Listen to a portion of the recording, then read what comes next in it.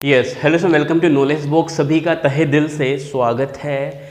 कल क्लास नहीं आ पाई, कुछ प्रॉब्लम्स हो गई थी, इस वजह से कुछ डाटा हमारा डिलीट हो गया था, इस वजह से क्लास नहीं आ पाई थी। चलिए कोई बात नहीं, स्टार्ट करते हैं। मॉडल पेपर नंबर फर्स्ट, सीधी बात, नो बकवास, because this is the high time. बहुत ही अब अच्छा वक्त चल रहा है। इस वक्त सिर्फ हमें एक ही चीज़ करनी है, प्रैक्टिस प्रैक्टिस और सिर्फ प्रैक्टिस। राजस्थान पुलिस का एग्ज़ाम आपको पता है 6 नवंबर को आ गया है, और जिन्होंने अपना डिस्ट्रिक्ट नहीं देखा है कि कहाँ पे हमारा एग्ज़ाम सेंटर आने वाला है, वहाँ पे सब लोगों की वेबसाइट, सबकी वेबसाइट्स पे अपलोडेड हो चुका है। तो जाइए और देखिए, और सभी लोग लाइव चैट में ज़रूर बताना कि आपका सेंटर कहाँ पे आया है, ठीक है।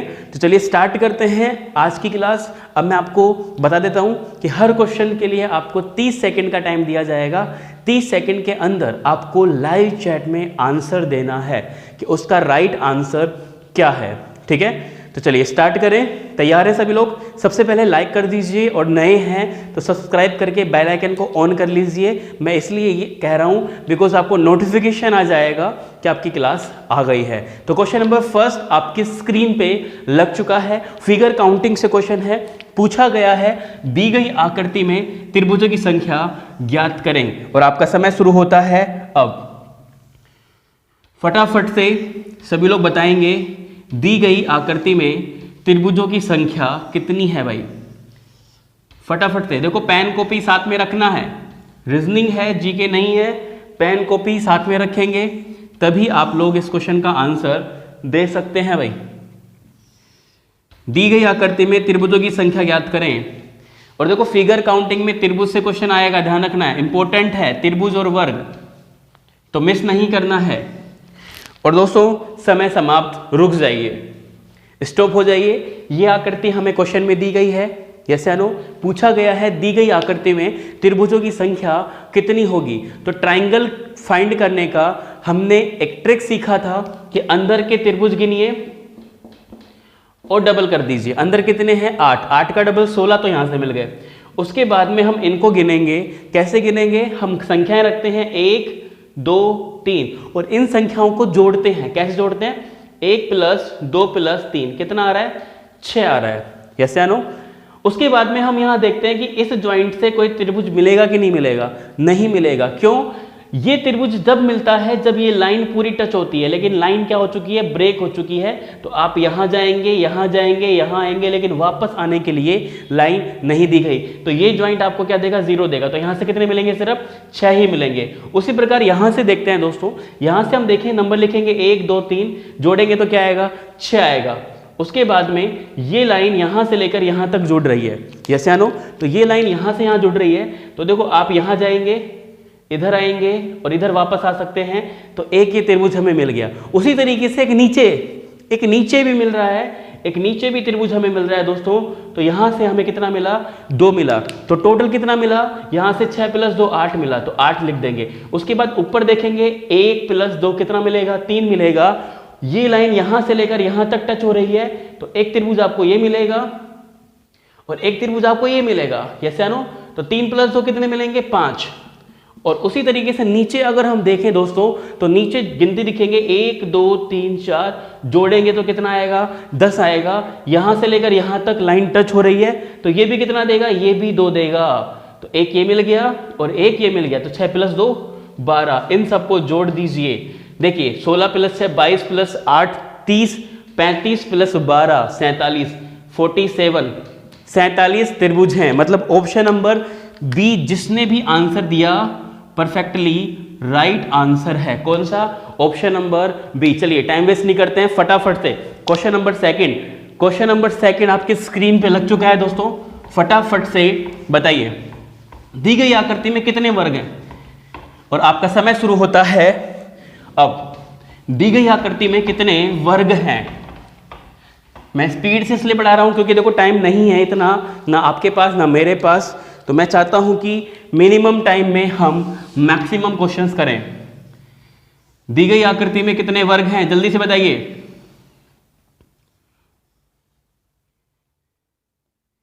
दी गई आकृति में वर्गों की संख्या ज्ञात करनी है हमें भाई, और ठान लीजिए एग्जाम क्रैक करना है किसी भी कीमत पे। जब तक तोड़ेंगे नहीं तब तक छोड़ेंगे नहीं। यस या नो? तो बताइए दी गई आकृति में कितने वर्ग हैं? और समय समाप्त, स्टॉप, रुक जाइए भाई। हमें यह आकृति दी गई है प्रश्न में और पूछा गया है वर्गों की संख्या।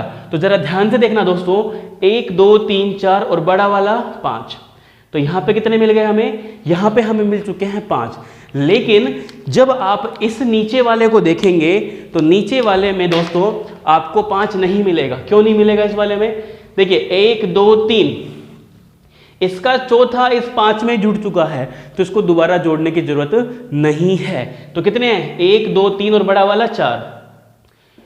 यस या नो? उसी तरीके से हम नीचे आएंगे दोस्तों, 1 2 3 चौथा इसमें जुड़ चुका है तो दोबारा काउंट नहीं करेंगे। तो 1 2 3 बड़ा वाला 4। उसी प्रकार नीचे आएंगे तो नीचे देखेंगे हम लोग दोस्तों 1 2 3 बड़ा वाला 4। तो कुछ कहानी समझ में आ रही है? इसमें कितने हैं? 1 2 3 बड़ा वाला 4। तो कहानी ये समझ में आई हमें दोस्तों कि अगर इस तरीके से आकृति हमारे पास आती है तो एक सेकेंड, तो ऊपर वाला 5 होता है और बाकी सब क्या होते हैं? 4 होते हैं। मतलब शुरू वाला 5 होगा, बाकी सब क्या होंगे? 4 होंगे। 16 + 5 21 जिसने आंसर दिया परफेक्टली राइट है। मतलब option number A perfectly right answer. तो जिसका भी ए है बिल्कुल सही है। चलिए बिल्कुल टाइम वेस्ट नहीं करूंगा। क्वेश्चन नंबर 3 आपकी स्क्रीन पे लग चुका है भाई, बताइए जल्दी से। क्वेश्चन नंबर 3 आपकी स्क्रीन पे लग चुका है, इसका आंसर देना है और आपका समय शुरू होता है अब। चलिए, अंग्रेजी वर्णमाला में बाईं ओर से 20वें अक्षर के बाईं ओर 11वां अक्षर खोजें। TLJI। फटाफट से, एनर्जी कम नहीं होनी चाहिए, हाउ द जोश। यस, हाई रखना है ना? हाँ, तभी तो आपका सपना साकार होगा। अंग्रेजी वर्णमाला में बाईं ओर से 20वें अक्षर के बाईं ओर 11वां अक्षर हमें निकालना है। बड़ा ही सिंपल सा क्वेश्चन है भाई।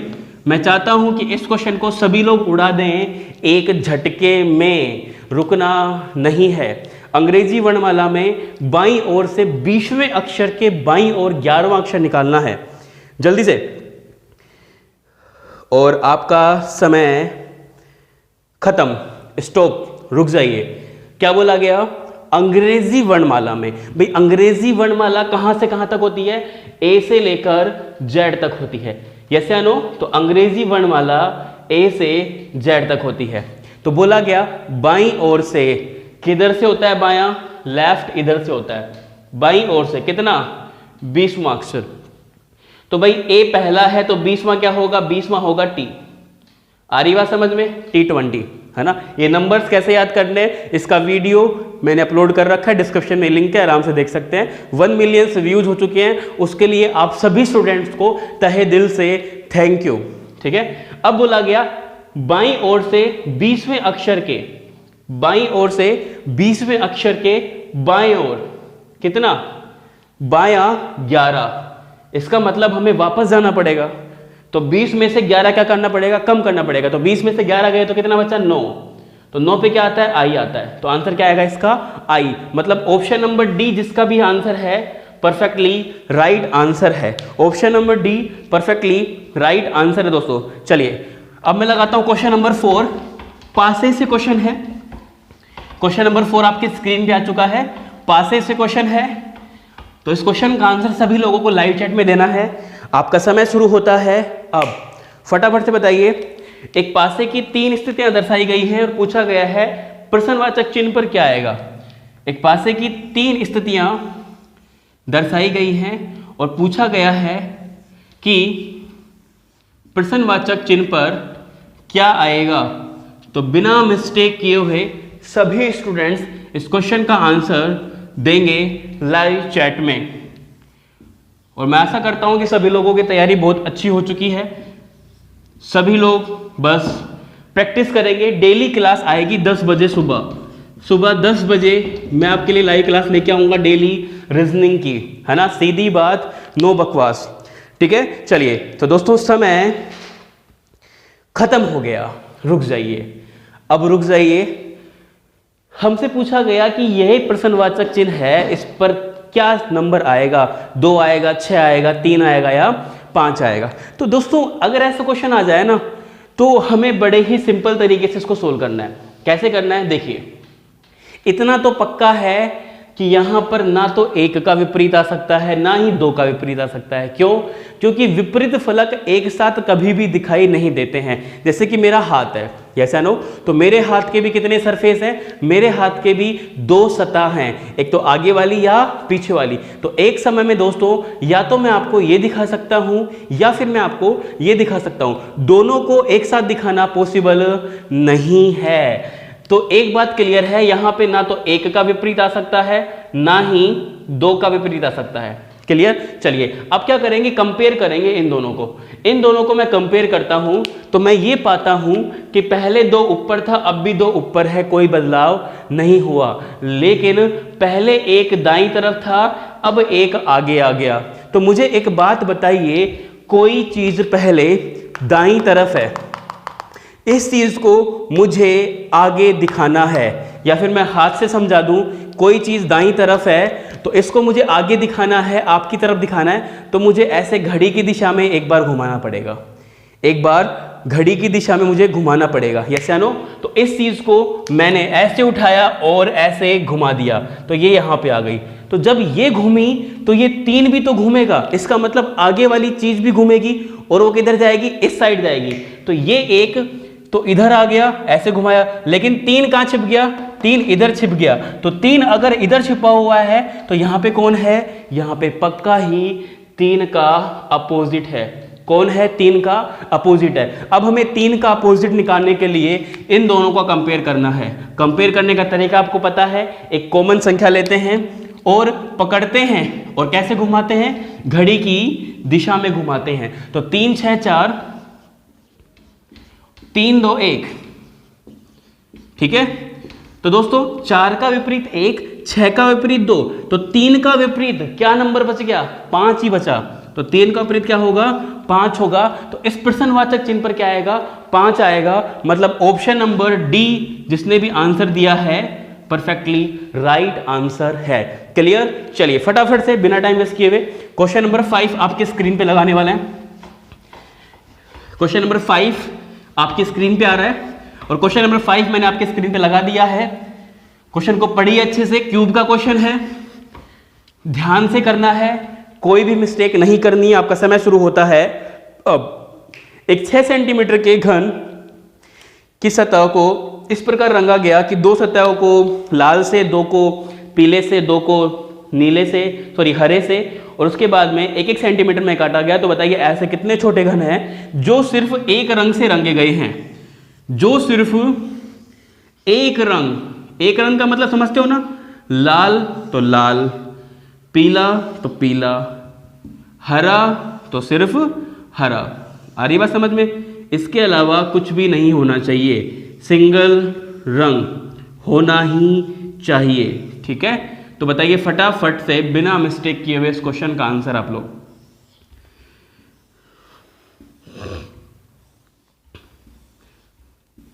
और इन सभी क्वेश्चंस की पीडीएफ आपको टेलीग्राम चैनल पे मिल जाएगी। टेलीग्राम चैनल का लिंक मैंने डिस्क्रिप्शन में दे रखा है, आंसर की भी उसके साथ ही अटैच है।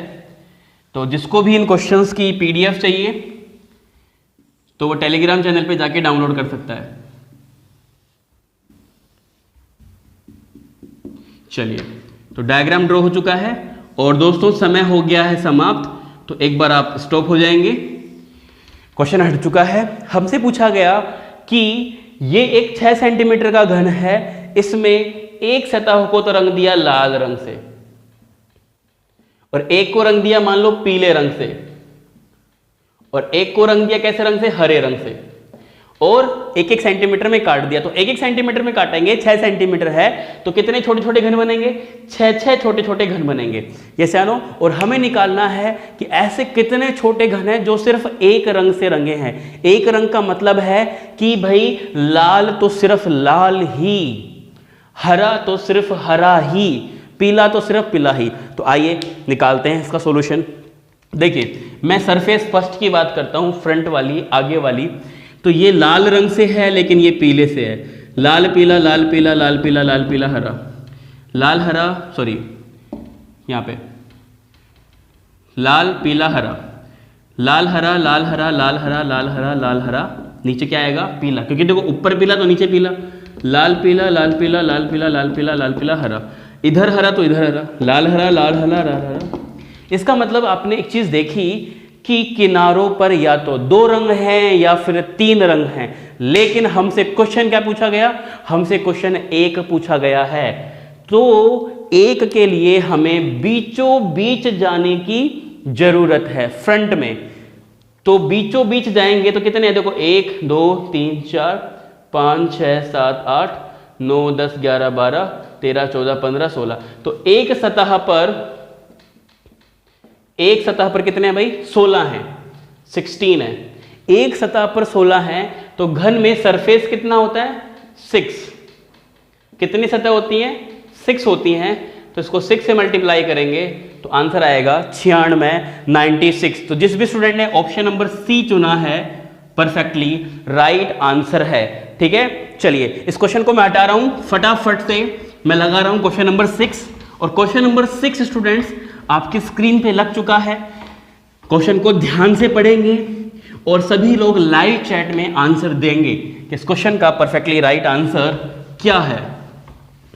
यस, क्वेश्चन है, दिशा है, डायरेक्शन टेस्ट से क्वेश्चन पूछा गया कि रवि अपने घर से चलना आरंभ करता है और पूर्व में 90 किलोमीटर गया, फिर वह दायां मुड़ा और 20 किलोमीटर गया, फिर वह दायां मुड़ा 30 किलोमीटर गया, फिर वह दायां मुड़ा और 100 किलोमीटर गया। तो बताइए अंतिम बिंदु से प्रारंभिक बिंदु के बीच निकटतम दूरी व दिशा क्या होगी। फटाफट से सभी लोग स्पीड से इस क्वेश्चन को सोल्व करेंगे। 60 किलोमीटर, नॉर्थ ईस्ट का मतलब होता है उत्तर पूर्व, देखो नॉर्थ का मतलब होता है उत्तर, ईस्ट का मतलब होता है पूर्व, साउथ का मतलब होता है दक्षिण, और दोस्तों वेस्ट का मतलब होता है पश्चिम।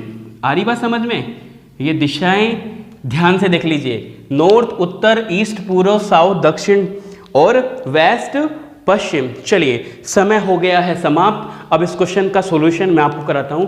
भाई हमें बोला गया कि रवि, दिशा का क्वेश्चन है तो एक क्या बनाएंगे, एक हम बनाएंगे प्लस। ध्यान रखना कोई भी दिशा का क्वेश्चन करेंगे तो प्लस बनाएंगे। और ये जो चौराया है इसको बोलते हैं प्रारंभिक बिंदु, स्टार्टिंग पॉइंट। तो आपकी जो यात्रा शुरू होगी यहीं से शुरू होगी। जैसे अनु ये उत्तर होता है, ये पूर्व होता है, ये दक्षिण होता है, ये पश्चिम होता है। तो आपको बोला गया कि रवि पूर्व में 90 गया, तो पूर्व में 90 गया, उसके बाद में दायां मुड़ा 20 गया, तो दायां आएंगे तो नीचे आएंगे, 20 गया। उसके बाद में वापस दायां गया 30, तो दायां इधर आएगा, क्योंकि देखो दक्षिण में काफी लोग गलती करते हैं, इधर कर देते हैं, बट ये बात गलत है। तो आपको कहां आना है, आपको आना है इधर। कितना आया 30। और अंत में दायां मुड़ा तो ऊपर जाएंगे, कितना 100। तो दोस्तों जब यहां से लेकर यहां तक ही 20 है तो 100 कितना होगा, बहुत ऊपर होगा। तो हम जाएंगे यहां पे, तो ये 20, तो ये भी कितना हो गया, 20 हो गया। तो टोटल 100 है, ये 20 है, तो ये कितना बचा, 80 बचा। ठीक है, ये 30, तो ये भी कितना हो गया, 30 हो गया।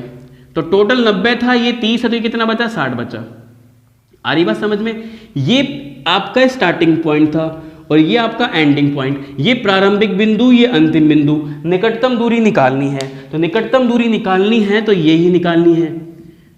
आ रही बात समझ में। क्या बन गया, त्रिभुज बन गया। क्या लगाएंगे, पाइथागोरस प्रमेय लगाएंगे। तो त्रिभुज बन गया, तो इसको साइड में लेके आते हैं, इस त्रिभुज को साइड में लेके आते हैं। ये 60 है, ये 80 है, ये निकालना है, तो कर्ण निकालना है। तो कर्ण बराबर बचपन से पढ़ते आ रहे हैं अंडर रूट आधार का स्क्वायर प्लस लंब का स्क्वायर।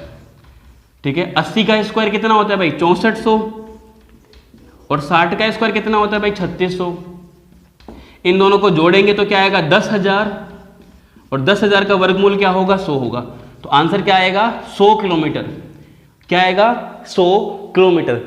अब इस क्वेश्चन को हम सीधा भी कर सकते थे। सीधा कैसे, देखो एक छोटी सी ट्रिक बताता हूं आपको मैं, है ना, ज्यादा बड़ी नहीं है, छोटी सी ट्रिक है, वो देख लीजिए। सीधा कैसे कर सकते हैं, देखो हमारा त्रिभुज है 60 80, तो बचपन से पढ़ते आ रहे हैं कि अगर त्रिभुज में लंब 3 है, आधार 4 है, तो कर्ण क्या होता है, 5 होता है। तो इस त्रिभुज को अपने वाले त्रिभुज से कंपेयर कीजिए, 60 80 ये निकालना है। ठीक है, 60 80 ये निकालना है। तो कंपेयर कैसे करेंगे भाई, 3 को कितने से गुणा करूं कि 60 बन जाए, 3 को कितने से गुणा किया जाए कि 60 बन जाए, 20 से कर दो, ठीक है। तो कंडीशन ये है बेटा कि 3 को जिस नंबर से आपने गुणा किया है 4 को भी उसी नंबर से गुणा करो, और गुणा करने पर अगर ये संख्या प्राप्त होती है तो क्या कर दीजिए, आंख बंद करके 5 को भी 20 से गुणा कर दो, 20 पंजू 100। देखो वही सेम आंसर आ रहा है, ना तो वर्ग करने की जरूरत पड़ी ना ही वर्गमूल निकालने की जरूरत पड़ी। तो ये छोटी सी ट्रिक है, ध्यान रखना कि 3 को किस संख्या से गुणा करो कि 60 बन जाए, 20 से। तो 3 को अगर आपने 20 से गुणा किया तो 4 को भी 20 से करो। ऐसा करने पर अगर ये संख्या प्राप्त हो जाए तो ही 5 से 20 से गुणा करना है।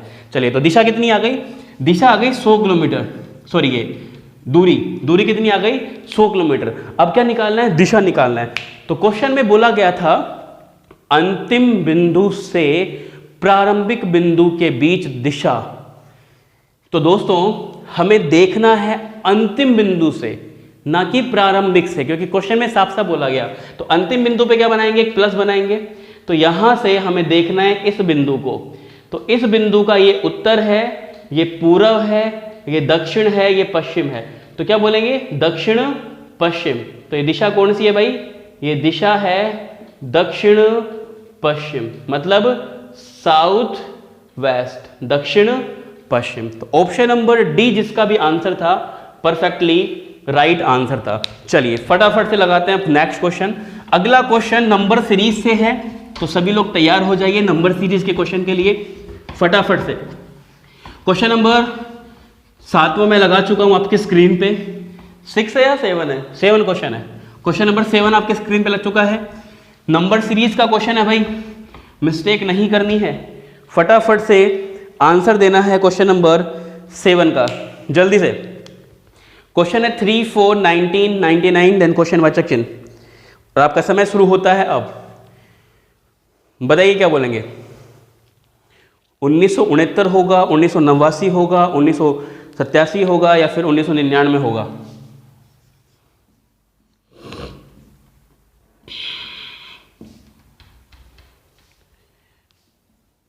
सभी लोग ट्राई करेंगे इस क्वेश्चन को फटाफट से। ए होगा, बी होगा, सी होगा या डी होगा। यस, ज्यादा टाइम नहीं दिया जाएगा आपको, है ना। हाँ, टाइम कम है, हम स्पीड से क्वेश्चंस करेंगे तभी मजा आएगा, तभी हम 300 क्वेश्चन टच कर पाएंगे, है ना। मेरा टारगेट है कि आपके एग्जाम से पहले रीजनिंग के टॉप 300 क्वेश्चन मैं आपको करा दूं। हर पेपर में, हर मॉडल पेपर में आपको 30 क्वेश्चन मैं जरूर कराऊं, ठीक है। चलिए स्टॉप हो जाइए, समय समाप्त हो गया है। बड़ा ही सिंपल सा क्वेश्चन है भाई, देखिए जरा ध्यान से। 3, 4, 19। तो क्या लॉजिक है इसमें, लॉजिक इस तरीके से है, 3 गुणा 4 कितना बन गया 12, लेकिन बनाना क्या है 19, कितने की कमी 12 की कमी। तो क्या करेंगे 4 + 3, समझ रहे हो, 3 चौक 12 + 7 क्या बन रहा है 19 बन रहा है। अगले में लगाइए 4 गुणा 19, 4 गुणा 19 प्लस 4 + 19। तो 4 गुणा 19, 9 चौक 36, 3 7 76 प्लस 23 कितना आ रहा है 99। आ रहा है कि नहीं आ रहा है, आ रहा है। उसी तरीके से 19 को 99 से गुणा करेंगे, 19 × 99 प्लस 19 + 99। तो इसको सोल्व करेंगे तो आंसर आएगा 1999। तो जिस भी स्टूडेंट ने 1999 आंसर दिया है, मतलब ऑप्शन नंबर डी जिसने भी चूज किया है परफेक्टली राइट आंसर है, ठीक है। जल्दी से अगर इसका स्क्रीनशॉट लेना है ले सकते हैं। फिर हम चलते हैं फटाफट से क्वेश्चन नंबर 8 पर। चलिए क्वेश्चन नंबर 8, क्वेश्चन नंबर 8 आपके स्क्रीन पे लगा चुका हूं मैं। क्वेश्चन नंबर 8 भी नंबर सीरीज से है, बिना मिस्टेक किए हुए फटाफट से आंसर कीजिए। 8, 14, 26, 50, 98 के बाद में क्या आएगा। और इस क्वेश्चन को अगर जिसने सोल्व नहीं किया, इसका मतलब आपने पढ़ाई नहीं की। बड़ा ही सिंपल सा क्वेश्चन है। मैं चाहता हूं कि जितने भी स्टूडेंट्स इस क्वेश्चन को देख रहे हैं, सोल्व कर रहे हैं, सभी लोग प्लीज इस क्वेश्चन को सोल्व करें। बहुत ही हल्का क्वेश्चन है ना, मतलब कतई जहर नहीं है, एकदम कतई पानी पानी है, समझ रहे हो। तो फटाफट से मेरे प्यारे विद्यार्थियों इसको सोल्व कर दीजिए। कि 194 आएगा, 185 आएगा, 180 आएगा, 145 आएगा? जल्दी से।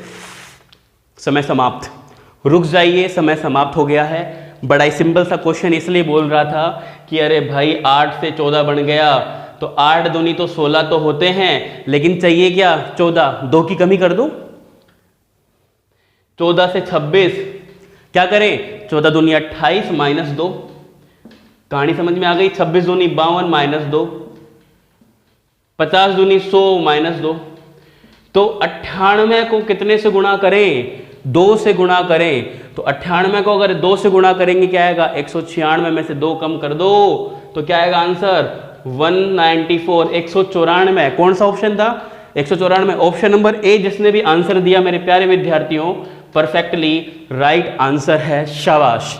इसी तरीके से लगे रहो, एक दिन सफलता आपके कदम चूमेगी, है ना। चलिए, सफलता कदम चूमने से एक चीज याद आई, है ना। आप लोग अपने जो जुर्राब है ना, सॉक्स, अपने जो सॉक्स है ना जुर्राब, उनको धो के रखा करो। क्यों? अरे मान लो आपने मेहनत की और सफलता कदम चूमने आई और आपके जुर्राब जो सॉक्स हैं वो गंदे थे, तो उसको सूंघ के भाग जाएगी, हैं। तो ध्यान रखना, स्वच्छ भारत अभियान को अप्लाई कीजिए। चलिए, क्वेश्चन नंबर 9 आपके स्क्रीन पे लग चुका है। फटाफट से अल्फाबेट टेस्ट का क्वेश्चन है। शब्द IBPS PO SBI PO में सभी शब्दों को पहले वाले अक्षर से स्थापित किया जाए और प्रत्येक व्यंजन को अगले वाले अक्षर से प्रतिस्थापित किया जाए, तो अंग्रेजी वर्णमाला के अनुसार व्यवस्थित भी किया जाए, तो बताइए बाएं से छठा अक्षर क्या होगा? IBPS PO SBI PO, IBPS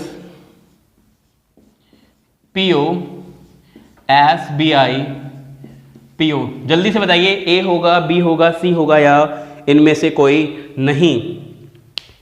yes, क्या बोलेंगे इसका आंसर? एन, क्यू, पी या इनमें से कोई नहीं भाई? काफी लोग कह रहे होंगे सर टाइम बहुत कम दे रहे हैं। रुक जाइए, स्टॉप, समय समाप्त। अरे टाइम इसलिए कम दे रहा हूं क्योंकि मैं चाहता हूं कि आप स्पीड से क्वेश्चंस करें और हम मैक्सिमम क्वेश्चंस करें, ठीक है, और आपकी भी स्पीड इंक्रीज हो। तो देखिए, SBI PO IBPS PO को सोल्व करेंगे। क्या बोला गया? बोला गया स्वर को पहले अक्षर से। अब पहले का मतलब क्या होता है? पहले का मतलब होता है -1। मतलब जैसे कि मान लो ओ स्वर है, तो ओ से पहले एन है, इसका मतलब पहले का मतलब क्या होता है? एक घटाना है। और अगले का मतलब, मान लो बी व्यंजन है, तो बी को अगले अक्षर से बदल दो, मतलब बी को क्या कर दो? सी कर दो। तो क्या है अगले का मतलब? अगले का मतलब है +1। तो इसका मतलब यह हुआ कि स्वर में एक घटाना है और व्यंजन में एक जोड़ना है। कैसे आनो? स्वर में हमें 1 लेस करना है, व्यंजन में हमें 1 प्लस करना है। चलो दूसरी बात, उसके बाद में अंग्रेजी वर्णमाला के अनुसार जचाना है। मतलब अंग्रेजी वर्णमाला होता है ए से लेकर Z तक। कैसे आनो? तो इसका मतलब यह हुआ कि पहले सबसे छोटी संख्या, फिर बड़ी, छोटी, उससे बड़ी, उससे बड़ी, उससे बड़ी और सबसे बड़ी, ठीक है। और बताना है इधर से बायां छठा। यही क्वेश्चन है ना। अरे तो मैं इतनी रामायण क्यों करूं? मुझे पता है कि मुझे इसको अंग्रेजी वर्णमाला के अनुसार जचाना है और बाएं से छठा पता करना है, तो मैं इसी तरीके से निकाल लूंगा ना कि बाएं से छठा कौन होगा। कैसे? देखिए भाई, मुझे पता है आई आता है 9 पे, ये 2 पे, ये 16 पे, ये 19 पे, ये 16 पे, ये 15 पे, ये 19 पे, ये 2 पे, ये 9 पे, ये 16 पे, ये 15 पे। तो पहला अक्षर क्या है बताओ? पहला अक्षर सबसे छोटा आने वाला है क्योंकि अंग्रेजी वर्णमाला में पहला अक्षर छोटा आएगा। तो छोटा क्या है? ये। उसके बाद में क्या आएगा? ये वाला। अच्छा, 2 से बड़ा 3, 4, 5, 6, 7, 8, 9, तीसरा अक्षर, चौथा अक्षर, 9 के बाद 10, 11, 12, 13, 14, 15, पांचवा अक्षर और छठा अक्षर। तो पता लग गया ना भाई, छठा अक्षर ओ आएगा। अच्छा, इसको बदलना भी है, बदलना है ना, क्यों नहीं बदलना? स्वर है तो एक घटा दो, व्यंजन है तो एक जोड़ दो। क्या है ये? स्वर। A-E-I-O-U 5 स्वर होते हैं, बाकी सब व्यंजन होते हैं। तो ये स्वर है, स्वर में एक घटाना था तो O में से एक गया तो एन, जिसका भी आंसर था परफेक्टली राइट है। Option number A perfectly right answer, ठीक है। चलिए फटाफट से क्वेश्चन नंबर 10। क्वेश्चन नंबर 10, जल्दी से। क्वेश्चन नंबर 10 आपकी स्क्रीन पे लग चुका है और तैयार हो जाइए इस क्वेश्चन के लिए। अच्छा, जिन भी स्टूडेंट्स को इन क्वेश्चंस में कंफ्यूजन है, कोई दिक्कत है, तो एक फैसिलिटी मैंने आपको दी है कि अगर मान लीजिए ये क्लास कल आएगी सुबह 10 बजे, ठीक है, सुबह 10 बजे से लेकर 12 बजे के बीच में कोई भी कमेंट करता है किसी क्वेश्चंस के लिए कि सर मुझे ये क्वेश्चन समझ में नहीं आया, तो अगली दिन की क्लास में सबसे पहले मैं वो उस क्वेश्चन का सॉल्यूशन दोबारा करा दूंगा। बट ये फैसिलिटी ध्यान रखना 2 घंटे के लिए है, सुबह 10 बजे से लेके 12 बजे के बीच में अगर कोई बोलेगा तो ही मैं आपको बताऊंगा। चलिए, क्वेश्चन नंबर 10 है, उपयुक्त व्यवस्था में ऐसे कितने स्वर हैं जिनमें से प्रत्येक के एकदम पहले एक संख्या और एकदम बाद एक व्यंजन है। ऐसे स्वर ज्ञात करने हैं, प्रत्येक से पहले एक संख्या और बाद में व्यंजन है। जल्दी से बताइए, 2 हैं, 3 हैं, 1 है या 0 है? यस, समय समाप्त। तो दोस्तों ऐसा कोई भी स्वर नहीं है इस सीरीज में कि जिससे पहले एक संख्या हो और एक व्यंजन हो। तो क्या बोलेंगे? 0। 0 मतलब ऑप्शन नंबर डी जिसने भी आंसर दिया परफेक्टली राइट आंसर है। चलिए, बिल्कुल भी टाइम वेस्ट नहीं करेंगे दोस्तों। क्वेश्चन नंबर मैं 11 लगा रहा हूं आपके लिए। आपकी स्क्रीन पे क्वेश्चन नंबर 11 लग चुका है। तो बताइए इस क्वेश्चन का आंसर क्या है? कथन और पूर्ण धारणा, कथन और पूर्ण धारणा से क्वेश्चन है भाई। ध्यान से तसल्ली से इस क्वेश्चन का आंसर देना है फटाफट से, बिना मिस्टेक किए हुए। कथन और पूर्ण धारणा से क्वेश्चन है कि एक बस सड़क दुर्घटना हुई और एक गाड़ी पेड़ से जाके टकरा गई। सड़क अच्छी, क्या है ये, पेड़ से जाके टकरा गई, अच्छी नहीं थी। क्या नहीं थी? अच्छी सड़क अच्छी नहीं थी। ड्राइवर काफी कुशल था, वह पिछले 6 वर्ष से गाड़ी चला रहा था। पहली पूर्ण धारणा बोली गई कि दुर्घटना ड्राइवर की वजह से हुई। दूसरी बोली गई बस में कुछ यांत्रिकी खराबी थी। चलिए फटाफट से इसका आंसर कीजिए। क्या बोलेंगे? दोनों सही हैं या फिर पहला सही है या दूसरा सही है? दोनों ही गलत हैं। यस। और दोस्तों समय खत्म होने वाला है और समय हो गया है समाप्त। स्टॉप, रुक जाइए। देखिए बड़ा ही सिंपल सा क्वेश्चन है भाई। कथन दिया गया, एक गाड़ी सड़क दुर्घटना में पेड़ से जाके टकरा गई, धम है। और फिर क्या थी? सड़क अच्छी नहीं थी, लेकिन ड्राइवर अच्छा था और 6 साल से गाड़ी चला रहा था। ठीक है, तो पहला बोला गया कि दुर्घटना ड्राइवर की वजह से हुई। अरे भाई, दुर्घटना ड्राइवर की वजह से क्यों होगी? ड्राइवर की वजह से क्यों होगी? क्योंकि ड्राइवर तो काफी कुशल था ना भाई। इस चीज में हमें कथन को ट्रू मानना होता है। 100% हम कथन की सुनते हैं, बाकी किसी की नहीं सुनते हैं।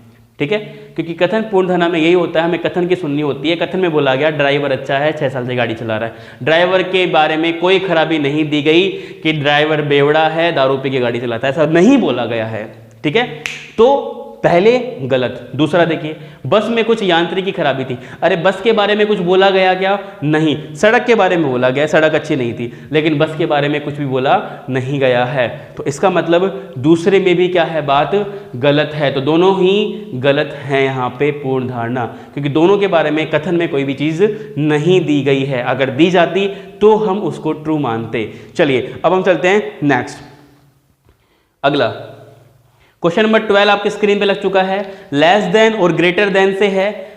फटाफट से सभी लोग इस क्वेश्चन का आंसर देंगे कि क्या बोलने वाले हैं हम इस क्वेश्चन का answer. Yes, P greater than equal O greater than R equal T greater than equal W, उसके बाद में equal L less than Z less than Q, उसके बाद में less than equal T H M greater than H greater than M. और ये तो था कथन हमारा। उसके बाद में बोला गया कंक्लूजन्स, निष्कर्ष फर्स्ट। सो फर्स्ट निष्कर्ष है हमारे पास में एल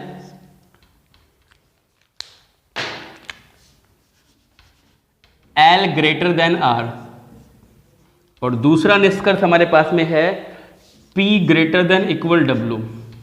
समय समाप्त हो गया है, स्टॉप हो जाइए। ठीक है, तो ये क्वेश्चन हमारे पास में आया हुआ है। अब देखो ऐसे क्वेश्चंस करने के लिए आपको 2-3 बातें ध्यान रखनी है। अगर ऐसा क्वेश्चन एग्जाम में आ जाए तो क्या करना है, देखो जिसका मुंह खुला हुआ है उधर से ही एंट्री करनी है, आप उधर से ही जा सकते हो।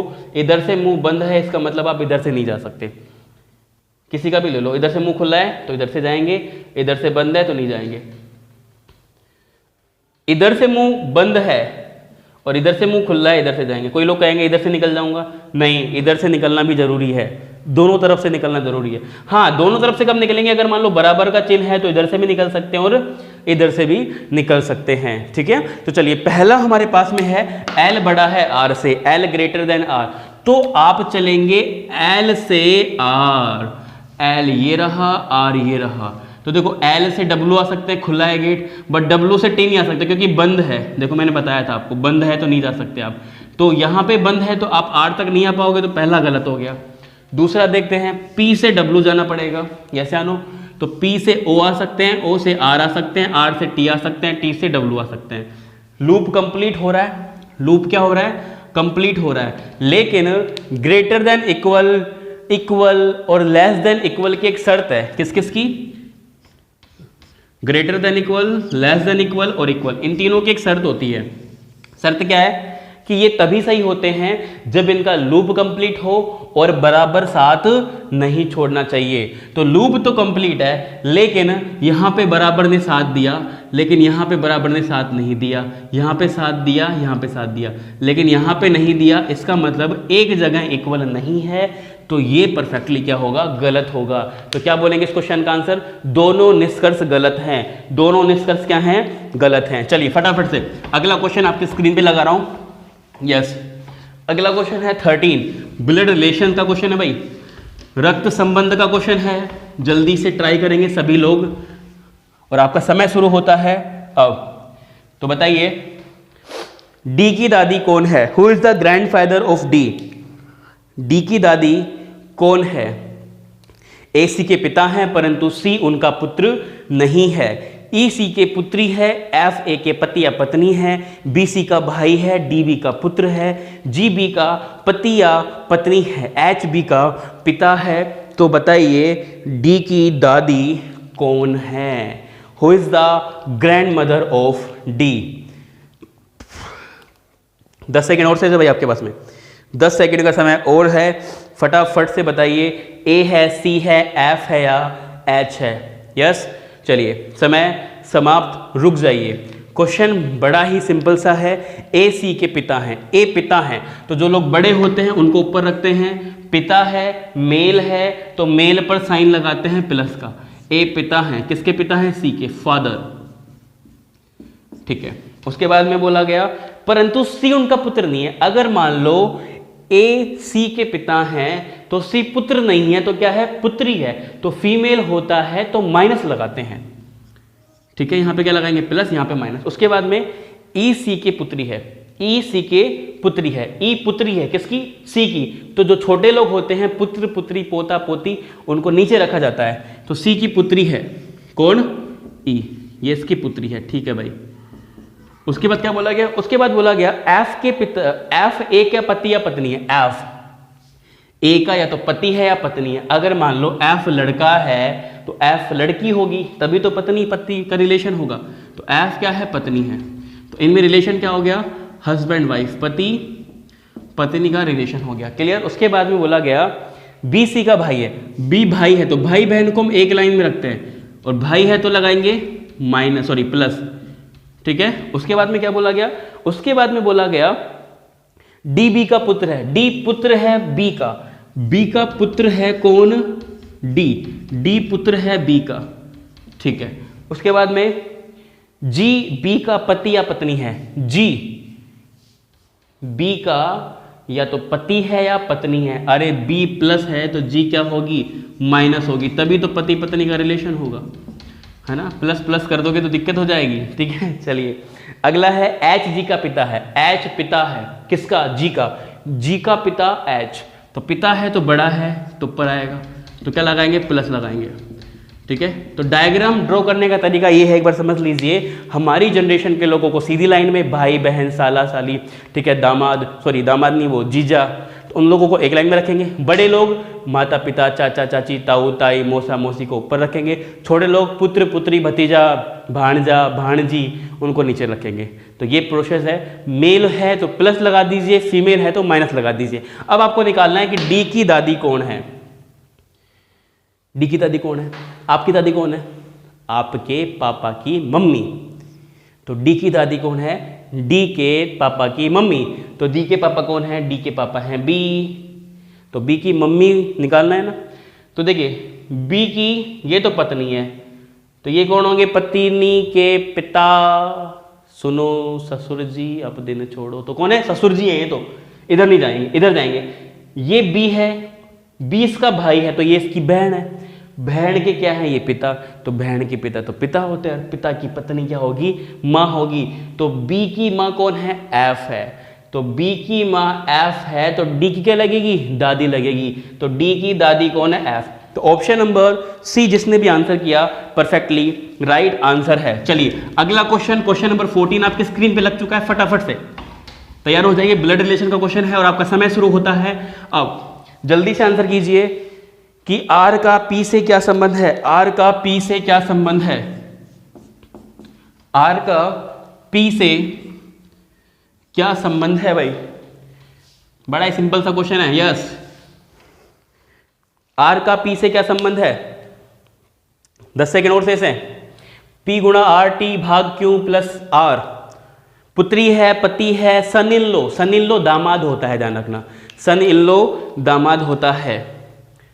तो बताइए जल्दी से क्या बोलेंगे? A B C D. समय समाप्त। रुक जाइए। देखिए हमारे पास में क्वेश्चन है P गुणा टी भाग Q प्लस R। ठीक है, तो यहाँ पे कुछ निर्देश दिए गए हैं कि भाई अगर प्लस है, सॉरी गुणा है तो पिता है ना, प्लस है तो पुत्री है ना, हमें सब पता है। तो देखो गुणा का मतलब क्या है? गुणा का मतलब है पिता। इसका मतलब ये हुआ P पिता है टी का।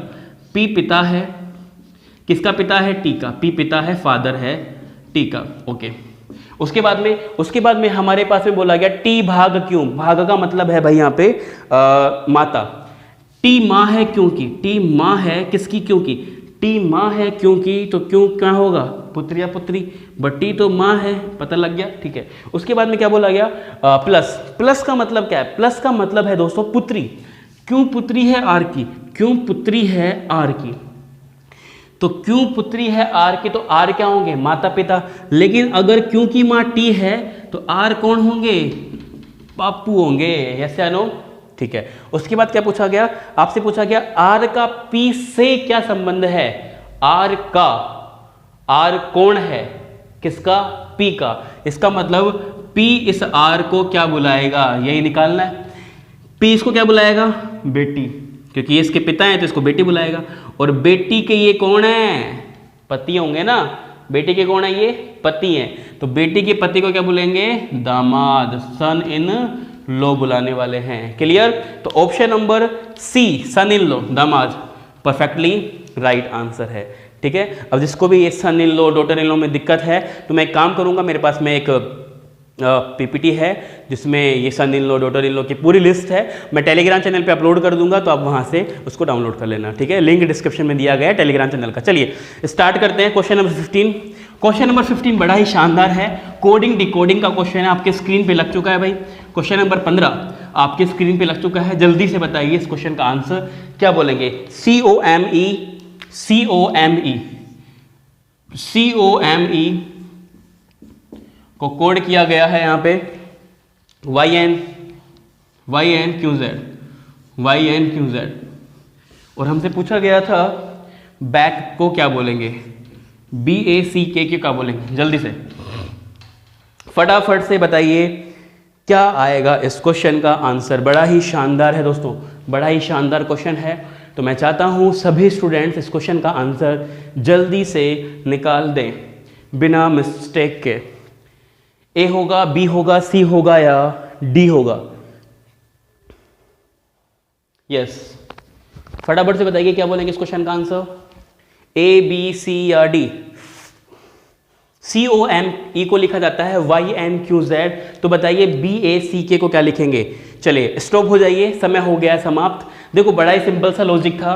देखो COME YNQZ तो सी का अगर रिलेशन मैं यहाँ पे y से करना चाहूँ तो c का y से रिलेशन मुझे इस तरीके से दिख रहा है कि c का विपरीत होता है, यहाँ पे लिख देता हूँ, c का विपरीत होता है x, c का विपरीत होता है x, लेकिन ये x नहीं है तो x में एक जोड़ दो, क्या बन जाएगा, y बन जाएगा। तो थोड़ा सा लेवल अप कर सकता है। अब देखो सीधे सीधे अपोजिट नहीं पूछेगा कि c का अपोजिट x, y का अपोजिट b, थोड़ा सा चेंज कर सकता है, ठीक है। उसी तरीके से अगर मैं अपोजिट में जाऊं तो o का अपोजिट क्या होता है, देखो o का अपोजिट होता है l, लेकिन l नहीं है, क्या है n, तो n बनाने के लिए कितना जोड़ना पड़ेगा, 2 जोड़ना पड़ेगा। आ रही बात समझ में। उसके बाद में आम का अपोजिट हमें पता है n होता है, लेकिन n नहीं है, क्या है, क्यों है, कितना जोड़ दिया गया, 3 जोड़ दिया गया। e का अपोजिट होता है v, तो e का अपोजिट होता है v, लेकिन v नहीं है, कितना जोड़ दिया गया, 4। तो लॉजिक समझ में आया, अपोजिट +1, अपोजिट +2, अपोजिट +3, अपोजिट +4, ठीक है। अप्लाई कर देंगे नीचे वाले क्वेश्चन में। तो दोस्तों b का अपोजिट होता है y, y में एक जोड़ो z, a का अपोजिट होता है z, 2 जोड़ो, z के बाद a b, उसके बाद में c का अपोजिट होता है x, 3 जोड़ो, x के बाद y z a, उसके बाद में दोस्तों k का अपोजिट क्या होता है p, कितना जोड़ो, 4 जोड़ो, तो क्या आएगा k के बाद में सॉरी p के बाद में q r s t, तो z b a t, option number A जिसने भी आंसर दिया परफेक्टली राइट है। और विपरीत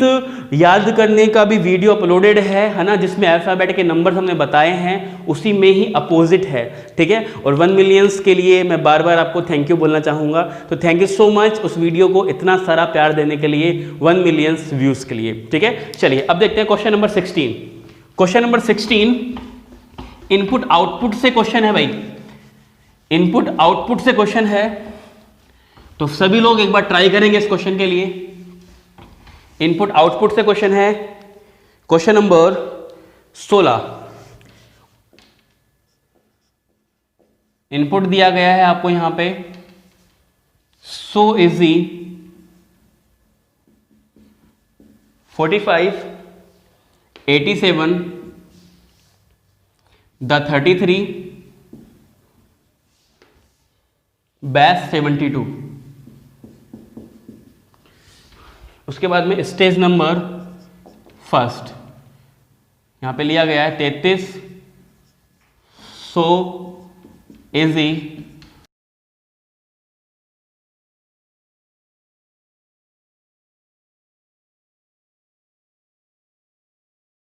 क्वेश्चन हमारे पास में आ गया है, एक इनपुट हमें दिया गया है और 5 स्टेज दी गई है। तो जिस तरीके से अभी हमने कोडिंग डिकोडिंग का क्वेश्चन किया था, उसी तरीके से ये क्वेश्चन सोल्व होते हैं। इनमें लॉजिक देखने के लिए हमें ये लास्ट की जो स्टेज है इसको देखना होता है, ठीक है। अब इसमें हुआ क्या, हमें पकड़ना होता है। देखो देखो दोस्तों, 33, 45, 72, 87, मतलब संख्याओं को बढ़ते क्रम में लिखा। पहले क्या लिया, b, b के बाद e, e के बाद s, s के बाद t, मतलब लेटर अक्षरों को भी बढ़ते क्रम में लिया। तो हमने लॉजिक पकड़ लिया कि लॉजिक ये है। अब हमें ये देखना होता है कि एक एक स्टेज में क्या क्या इसने क्रियाएं की हैं, लॉजिक्स लगाया है। तो देखो पहले यहाँ पे 100 था, लेकिन पहले स्टेज में क्या कर दिया, 33 कर दिया। इसका मतलब सबसे पहले सबसे छोटी संख्या लेनी है। सबसे छोटी संख्या उसने 33 उठाई यहाँ से और यहाँ पे रख दी। उसके बाद में उसने कुछ नहीं किया, सीधा लिख दिया। देखो 100 इजी 45 87 दा 33 आगे चला गया, बेस्ट 72। दूसरे स्टेप में क्या किया, देखो 33 के बाद में 100 था, लेकिन क्या आ गया, बेस्ट आ गया। मतलब सबसे छोटा लेटर किसका है, पहला तो बेस्ट का था, बी था, तो क्या लिया 33 और यहां से किसको उठा दिया, बेस्ट को उठा दिया। देखो बाकी चीजें ऐसे कैसे, देखो 100 इजी 45 87 दा 72। आ रही बात समझ में। अब देखो तीसरा क्या लेगा, 45 लेगा। देखो 33 बेस्ट क्या ले लिया, 45 ले लिया। उसके बाद में बाकी चीजें ऐसे कैसे हैं, देखो 100 इजी 45 आगे चला गया, 87 दा 72। चौथे स्टेप में क्या किया, इजी लेगा। देखो यहाँ पे 33 बेस्ट 45 इजी ले लिया। उसके बाद में देखो 100 इजी आगे चला गया 87 दा 72, मतलब ऑटोमेटिकली नीचे ये क्या हो गई हैं, सेट हो गई हैं। तो क्या करना है, अब जो दूसरा इनपुट आपको दिया गया था 88 गो लेट द 75 21 बैक 34, तो उसमें भी हमें इसी तरीके से प्रोसेस करनी है। बड़ा ही सिंपल सा क्वेश्चन है, ठीक है। तो चलिए अब हम आगे चलते हैं, आप समझ गए होंगे ऐसे क्वेश्चंस को कैसे सोल्व करना है, बस एक बार मुझे आपको दिखाना था। चलिए अगर इस क्वेश्चन को फिर भी अगर आपको डिटेल में पूछना है तो आप कमेंट कर देना लाइव चैट में मुझे, या फिर आप डायरेक्ट वीडियो में कमेंट कर देना, मैं उस क्वेश्चन का सॉल्यूशन आपको कल वापस करा दूंगा, ठीक है। चलिए क्वेश्चन नंबर 17 आपके स्क्रीन पे आ चुका है और क्वेश्चन है पजल से, और इस क्वेश्चन के लिए मैं आपको दे रहा हूं 1 मिनट का टाइम, ठीक है। थोड़ा सा बड़ा क्वेश्चन है इसलिए मैं आपको क्वेश्चन का ज़्यादा टाइम दे रहा हूं। पूछा गया है विच कलर टी लाइक्स, मतलब टी को कौन सा रंग पसंद है।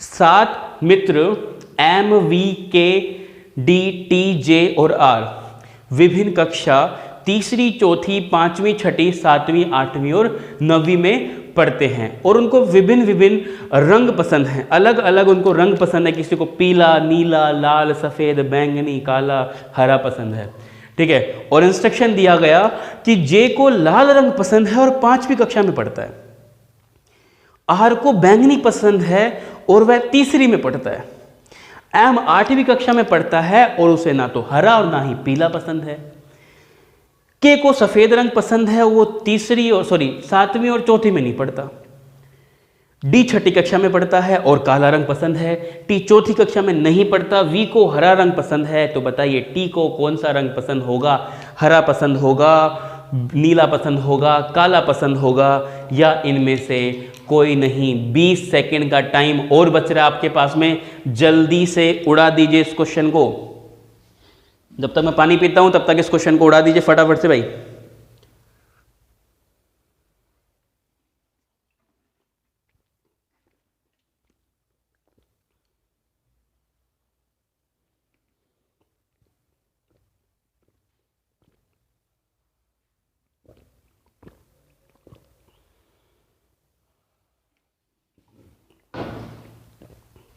समय समाप्त।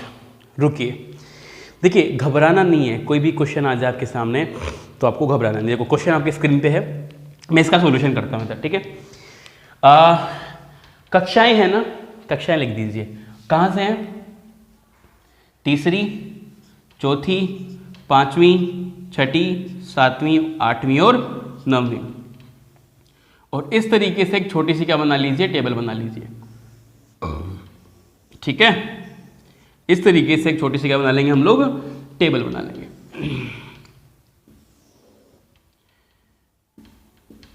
और एक एक लाइन को पढ़िए।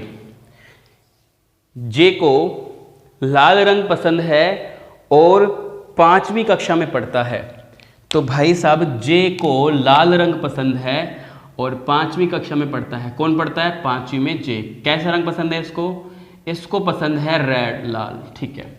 अगला बोला गया आर को बैंगनी पसंद है और 3री में पढ़ता है, आर को बैंगनी पसंद है और 3री कक्षा में पढ़ता है, ठीक है भाई साहब। उसके बाद में एम 8वीं कक्षा में पढ़ता है और उसे हरा और पीला पसंद नहीं है। एम पढ़ता तो 8वीं में है लेकिन उसको ना तो हरा रंग पसंद है और ना ही पीला रंग पसंद है, ठीक है। उसके बाद में क्या बोला गया, के को सफ़ेद रंग पसंद है और 7वीं में नहीं पढ़ता और 4थी में नहीं पढ़ता। अरे भाई साहब जो के है, इधर लिख देता हूँ, जो के है उसको पसंद तो सफ़ेद है, उसको पसंद तो सफ़ेद है, लेकिन भाई साहब ये ना तो 7वीं में पढ़ते हैं और ना ही 4थी में पढ़ते हैं, ठीक है। एक जानकारी ये मिल गई। उसके बाद में बोला गया भाई आपसे डी 6ठी कक्षा में पढ़ता है और काला पसंद है। डी 6ठी कक्षा में पढ़ता है और उसे कैसा रंग पसंद है, उस भाई साहब को काला रंग पसंद है। टी 4थी कक्षा में नहीं पढ़ता और वी को हरा रंग पसंद नहीं है। टी 4थी कक्षा में नहीं पढ़ता, मतलब यहाँ पर कौन नहीं आएगा, मैं यहाँ लिख देता हूँ, यहाँ पर टी नहीं आएगा और वी को कैसा रंग पसंद नहीं है, वी को हरा रंग पसंद नहीं है, वी को हरा रंग पसंद नहीं है, ठीक है। इस जानकारी के बेसिस से हमें निकालना था कि टी को कैसा रंग पसंद है। तो एक बार जरा आप ध्यान से देखिए दोस्तों, सातवें पे और चौथे पे कौन नहीं बैठेगा, के नहीं बैठेगा, ठीक है। तो सातवें पे टी भी नहीं, चौथे पे टी भी नहीं बैठेगा, तो चौथे पे टी नहीं बैठेगा और कौन नहीं बैठेगा, सातवें पे के नहीं बैठेगा। तो एक बार जरा ध्यान से देखिए, अगर हमें टी को बैठाना हो तो टी एक तो यहां नहीं बैठ सकता है, ठीक है, और टी एक यहां बैठ सकता है या फिर यहां बैठ सकता है। उसके बाद अगर के की बात करें, के चौथे और सातवें पे नहीं बैठेगा, तो सातवें पे और चौथे पे के नहीं बैठेगा, तो के कहाँ बैठेगा, नौवें पे बैठेगा। तो अगर के नौवें पे बैठेगा, टी चौथे पे नहीं बैठ सकता, तो यहाँ कौन बैठेगा, टी बैठेगा। अब कौन बच गया, एक इंसान बच गया वी, तो वी यहाँ बैठेगा। तो लोगों को हमने यहाँ पे बैठा दिया। अब बात करते हैं रंग की, कलर्स की बात करें, यहाँ पे हरा नहीं आ सकता, पीला नहीं आ सकता, ठीक है, और वी को हरा रंग पसंद नहीं है, इसका मतलब यहाँ पे भी हरा नहीं आएगा। कैसे आनो, यहाँ पे हरा नहीं आएगा, यहाँ पे हरा नहीं आएगा, ठीक है। उसके बाद में हम हरे को बैठाना चाहें और पीले को बैठाना चाहें तो हमारे पास में ये दो स्थितियाँ बचती हैं, हमारे पास में ये दो स्थितियाँ बचती हैं। लेकिन एक बात साफ साफ बोली गई थी कि के को सफ़ेद रंग पसंद है, तो के को कैसा रंग पसंद है, के को सफ़ेद रंग पसंद है। तो हमें एक चीज़ पता लग गई कि हरा यहाँ नहीं आ सकता, हरा नहीं आ सकता, तो हरा पक्का ही यहाँ पर बैठेगा, ठीक है। और अगर हरा यहाँ बैठेगा, यहाँ पीला नहीं बैठ सकता, तो पीला यहाँ बैठ सकता है, पीला यहाँ बैठ सकता है। तो क्या बच गया यहाँ पे, सिर्फ नीला कलर, तो यहाँ पे क्या आएगा, नीला। क्या पूछा गया, टी को कैसा रंग पसंद है, तो टी को हरा रंग पसंद है। तो जिसने भी ऑप्शन नंबर ए आंसर दिया, तो ए परफेक्टली राइट आंसर है, ए परफेक्टली राइट आंसर है। तो इस तरीके से हम इस क्वेश्चंस को सोल्व कर सकते हैं, ठीक है। बिल्कुल भी टाइम वेस्ट नहीं करेंगे, सीधी बात, नो बकवास। क्वेश्चन नंबर 18 आपकी स्क्रीन पे लग चुका है। क्वेश्चन नंबर 18 फटाफट से करिए भाई लोग, क्या बोलेंगे इस क्वेश्चन का आंसर, ए बी सी या डी। यस, एक जन्मदिन की पार्टी में राम बाईं ओर से 36वां है, सोहन दाईं ओर से 48वें स्थान पर है। जब वे दोनों अपना स्थान बदलते हैं तब राम का स्थान बाएं से 48वां हो जाता है, तो सोहन का स्थान दाएं से ज्ञात करें। जल्दी से 30 सेकंड से 1 सेकंड ज़्यादा नहीं देने वाला आपको मैं, फटाफट से बताइए इस क्वेश्चन का आंसर। यस, ए होगा, बी होगा, सी होगा या डी होगा, क्या बोलने वाले भाई। एक पंक्ति है, मतलब कौन सा क्वेश्चन है, रैंकिंग टेस्ट का क्वेश्चन है भाई, रैंकिंग टेस्ट से क्वेश्चन है। एक जन्मदिन की पार्टी में राम का स्थान बाएं से 36 है, राम का स्थान बाएं यही होता है, बाएं से 36 है, और सोहन का स्थान दाएं से 48 है, सोहन का स्थान दाएं से 48 है, ठीक है। फिर दोनों ने स्थान बदल लिया, राम की जगह सोहन आ गया, सोहन की जगह राम आ गया, तो राम का स्थान बाएं से बदल दिया गया, कितना हो गया, 48। रुक जाइए, स्टॉप, समय समाप्त, ठीक है। ये छोटा सा क्वेश्चन हमारे पास में, एक पंक्ति में राम का स्थान बाएं से 36, सोहन का स्थान दाएं से 48, दोनों ने स्थान बदल दिया, राम की जगह सोहन आ गया, सोहन की जगह राम आ गया, तो राम का स्थान बाएं से 48 हो गया। तो निकालना था इस सोहन का स्थान इधर से, हमें सोहन का स्थान इस साइड से निकालना है, ठीक है। तो इस क्वेश्चन को हम डायरेक्ट करेंगे ट्रिक से, क्योंकि मैं नहीं चाहता कि आप फालतू बेसिक लगाएं और टाइम वेस्ट करें। तो सीधा आपको कोई भी डायग्राम बनाने की जरूरत नहीं है, आपको लिखना है राम और आपको लिखना है सोहन। राम का स्थान पहले कितना था, 36, बदलने के बाद कितना हो गया, 48। सोहन का स्थान कितना था, दाएं से 48। तो अगर स्थान परिवर्तन से क्वेश्चन आता है और पूछा जाता है दायां या बायां किसी का, तो आपको एक व्यक्ति के 2 स्थान दिए जाएंगे, आपको उन दोनों स्थानों का क्या लेना है, इन दोनों स्थान का आपको लेना है डिफरेंस, अंतर। तो इन दोनों का अंतर है 12, और इस डिफरेंस को नीचे वाले व्यक्ति के स्थान में सीधा जोड़ देना है, ना कोई प्लस करना है ना कोई माइनस करना है। तो आंसर आएगा 60। तो जिसने भी ऑप्शन नंबर ए आंसर दिया है परफेक्टली राइट आंसर है, ठीक है, ए परफेक्टली राइट आंसर। चलिए क्वेश्चन नंबर 19 भी रैंकिंग टेस्ट से है, आपकी स्क्रीन पे लग चुका है, फटाफट से आंसर दीजिए क्वेश्चन नंबर 19 का भाई। ए होगा, बी होगा, सी होगा या डी होगा, जल्दी से। क्वेश्चन नंबर 19 आपकी स्क्रीन पे लग चुका है, तो जल्दी से बता दीजिए आंसर क्या होगा। 40 विद्यार्थियों को एक कक्षा में दीप्ति का स्थान बाएं से 26 और दाएं से और रानी का स्थान दाएं से 26 है, तो बताइए पंक्ति में उन दोनों के बीच कितने विद्यार्थी हैं? यस, बड़ा सिंपल सा क्वेश्चन है भाई। 10 सेकंड और है आपके पास में, 10 सेकंड का टाइम और है आपके पास में, जल्दी से बताइए। टोटल पर्सन्स आपको दिए गए हैं 40। यस, समय समाप्त। दीप्ति का स्थान दाएं से नहीं बाएं से कितना है? 26 है। दीप्ति का स्थान थोड़ा आगे करते हैं।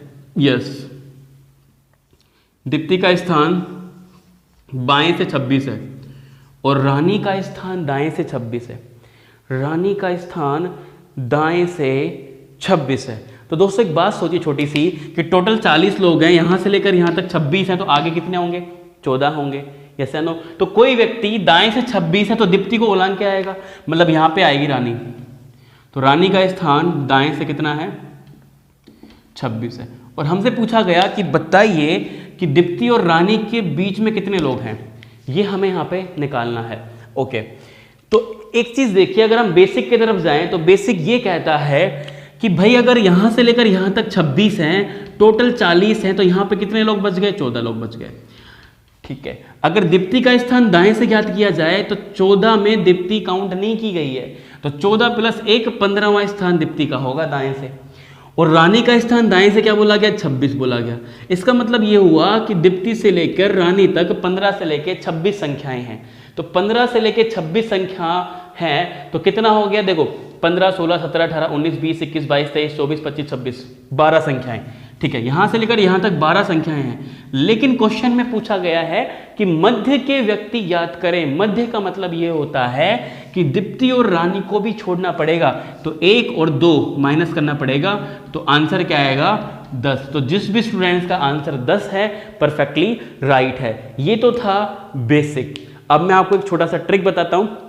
अगर क्वेश्चन में बायां और दायां जोड़ने पर योग कुल से ज्यादा हो तो एक छोटा सा फॉर्मूला याद रखना, बायां प्लस दायां -t - 2। बायां प्लस दायां -t - 2। बायां कितना है? 26। दायां कितना है? 26। 26 + 26 52 -40 - 2। तो 52 में से 40 गए तो बचे 12 और 12 में से 2 गए तो क्या बचा? 10। तो परफेक्टली क्या आंसर आ रहा है? 10 आ रहा है। तो इस तरीके से भी शॉर्टकट में हम इस क्वेश्चन को निपटा सकते हैं। चलिए फटाफट से question number 20, question number 20 sitting arrangement का क्वेश्चन आपके स्क्रीन पे लग चुका है। क्वेश्चन नंबर 20, तो सभी लोग तैयार हो जाइए क्वेश्चन नंबर 20 के लिए। यस, क्वेश्चन नंबर 20 आपके स्क्रीन पे लग चुका है भाई।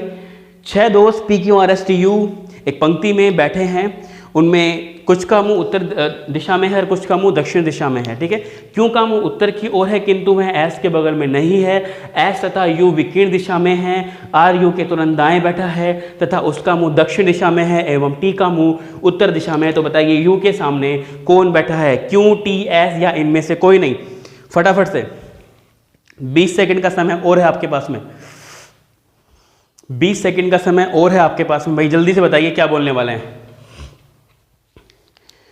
6 दोस्त हैं, आमने सामने हैं, बिना मिस्टेक किए हुए इस क्वेश्चन को फटाफट से कर दीजिए सभी लोग।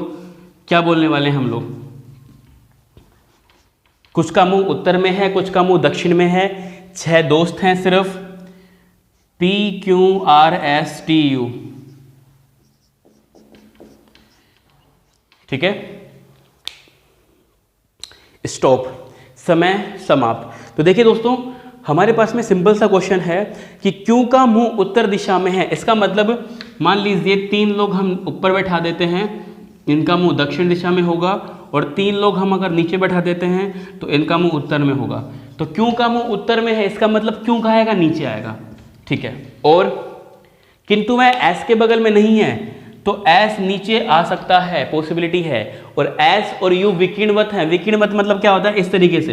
तो अगर एस नीचे है तो ऊपर कौन होगा? यू होगा। और यू आर यू के तुरंत दाएं है, आर यू के तुरंत दाएं है, तो आर भी कौन कहां पे होगा? ऊपर होगा। यस या नो? और टी का मुंह उत्तर दिशा में है तो नीचे क्या आएगा? टी आएगा। और बच गया कौन? बच गया सिर्फ एक ही पर्सन, कौन? PQR। P बच गया तो P कहां पे आएगा? ऊपर आएगा। तो 3 ऊपर हो गए, 3 ही कहां हो गए? नीचे हो गए। ठीक है, अब इस क्वेश्चन को सोल्व करते हैं। इस क्वेश्चन का सॉल्यूशन एक लाइन करेगी, कौन सी? आर यू के तुरंत दाएं बैठा है। तो दोस्तों यू कहाँ है? ऊपर। तो अगर मैं यू को यहां बैठा देता हूं तो यू का दाएं इधर होगा, ध्यान रखना, दक्षिण दिशा है नीचे, तो दक्षिण है तो दाएं इधर होगा, तो यू के दाएं आर यहां बैठ सकता है। एक कंडीशन तो ये है। दूसरी कंडीशन, यू यहां पे भी बैठ सकता है तो आर यहां पे भी बैठ सकता है। दो कंडीशन है, लेकिन ये जो दूसरी वाली जो कंडीशन है ये गलत है। क्यों है गलत? क्योंकि साफ साफ बोला गया है एस और यू विकिरणवत हैं। इसका मतलब ये है कि यू या तो दाईं तरफ बैठेगा किनारे पे या बाईं तरफ, लेकिन बैठेगा किनारे पे, बीच में नहीं बैठ सकता। तो दूसरी कंडीशन गलत, पहली कंडीशन सही। तो आर आ गया, यू आ गया, क्या बचा? पी आ गया, यहाँ पे खत्म। एस और यू विकिरणवत हैं तो एस यहाँ पे आ गया, और एस और क्यू बगल में नहीं है। इसका मतलब एस के बगल में क्यों नहीं आएगा, तो क्यों यहाँ आएगा, टी यहाँ आएगा। खत्म क्वेश्चन। क्या पूछा गया? यू के सामने कौन है? तो यू के सामने है क्यू, तो क्यू परफेक्टली राइट आंसर। मतलब ऑप्शन नंबर ए जिन भी स्टूडेंट्स ने आंसर दिया है परफेक्टली राइट आंसर है। क्लियर? चलिए अब चलते हैं अगले क्वेश्चन की ओर। तो क्वेश्चन नंबर 21 आपके स्क्रीन पे लग चुका है दोस्तों। 6 व्यक्ति ए बी सी डी ई तथा एफ एक वृत्त में केंद्र की ओर मुंह करके बैठे हैं। एफ बी एफ तथा सी के बीच में, ए ई तथा डी के बीच में, एफ डी के बाईं ओर बैठा है। तो ए और एफ के बीच में कौन बैठा है? C D E B. फटाफट से सभी लोग, मैं चाहता हूं कि जितने भी लोग इस लाइव चैट में हैं सभी लोग इस क्वेश्चन का आंसर परफेक्टली राइट देंगे। कोई भी स्टूडेंट इस क्वेश्चन का आंसर गलत नहीं करेगा, क्योंकि क्वेश्चन बड़ा ही सिंपल सा है। ठीक है, सिटिंग अरेंजमेंट का क्वेश्चन है, बड़ा ही सिंपल सा क्वेश्चन है। तो सभी लोग आंसर कीजिए। ए होगा, ऑप्शन दिया करें आंसर हमेशा। ए ऑप्शन सही है, बी ऑप्शन सही है, सी ऑप्शन सही है या डी ऑप्शन सही है? बताइए फटाफट से। 10 सेकंड का टाइम और अब आपके पास में बच रहा है ओनली 10 सेकंड और हैं आपके पास में। एक वृत्त में 6 लोग हैं, ए है, बी है, सी है, डी है, ई है और एफ है। सभी का मुंह केंद्र में है, ठीक है, एक वृत्त में है, और बी एफ तथा सी के मध्य में है। देखिए काफी क्वेश्चन में आपको ऐसा नहीं बोलेगा कि केंद्र की ओर है, तो हमें सेंटर ही मान के चलना है। ठीक है, अगर आपको नहीं बोले कि भाई केंद्र की ओर है, केंद्र के विपरीत है, तो हमें सेंटर की तरफ ही लेके चलना है। चलिए समय समाप्त हो गया। अब हम देखते हैं इस क्वेश्चन का सॉल्यूशन। भाई बोला गया बी एफ तथा सी के मध्य में है, एफ तथा सी के मध्य में बी है। अब मैं ऐसे लिख रहा हूं, उधर भी हो सकता है, सी इधर भी आ सकता है, एफ इधर भी आ सकता है, बट हम एक इंफॉर्मेशन के लिए लिख रहे हैं। ए ई और डी के बीच में, ए ई और डी के बीच में, ठीक है, दूसरी इंफॉर्मेशन मिल गई। उसके बाद क्या बोला गया? एफ डी के बाएं बैठा है। एफ जो है किसके बाएं बैठा है? डी के बाएं बैठा है। डी के बाएं तुरंत यहां कौन बैठेगा? एफ बैठेगा। पूरी कहानी खत्म हो गई क्वेश्चन की। कैसे? देखिए एफ और सी के बीच बी बैठेगा, तो एफ यहां है तो सी इधर नहीं आ सकता, इधर आएगा। ठीक है, तो एफ और सी के बीच में कौन आ गया? यहाँ पे बी आ गया। ठीक है, ई और डी के बीच में ए है, तो डी अगर यहाँ है तो यहाँ पे कौन आएगा? पक्का यहाँ पे ई आएगा, तो यहाँ पे कौन आएगा स्टूडेंट्स? ए आएगा। 6 लोग बैठ गए। क्या पूछा गया? हमसे पूछा गया ए और एफ के बीच, ए और एफ के बीच कौन बैठा हुआ है? डी बैठा हुआ है। तो ऑप्शन नंबर कौन सा सही है? Option number B option perfectly right answer होगा। क्लियर? चलिए फटाफट से नेक्स्ट क्वेश्चन। अगला क्वेश्चन आपके स्क्रीन पे लग चुका है, क्वेश्चन नंबर 22। क्वेश्चन नंबर 22 आपके स्क्रीन पे लग चुका है। जल्दी से सभी लोग ट्राई करेंगे। आपके पास में ओनली 30 सेकंड का टाइम है। 30 सेकंड में आपको इस क्वेश्चन का आंसर देना है। कथन और निष्कर्ष का है भाई। हाँ, बड़ा ही लंबा क्वेश्चन दे दिया मैंने। चलिए मैं 1 मिनट का टाइम दे रहा हूं आपको। 1 मिनट का टाइम मैं आपको इस क्वेश्चन के लिए दे रहा हूं। सभी स्टूडेंट्स इस क्वेश्चन को सोल्व करेंगे। 1 मिनट का टाइम है इस क्वेश्चन के लिए।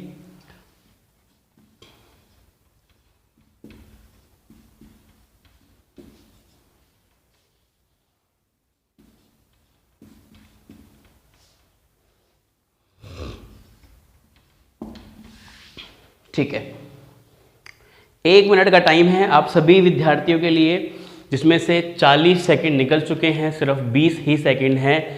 फटाफट से आंसर कीजिए। क्या बोलेंगे? आपको तो आंसर देना है कौन सा निष्कर्ष सही है। पहला सही है, दूसरा सही है, तीसरा सही है, चौथा सही है, जितने भी सही हैं सही के नंबर लिख दो बस। ठीक है, 10 सेकंड और है आपके पास में, जल्दी से बताइए क्या बोलेंगे इस क्वेश्चन का आंसर। यस, समय समाप्त, रुक जाइए। देखिए आपके सामने क्वेश्चन रहेगा, इधर मैं सोल्व करूंगा, ठीक है।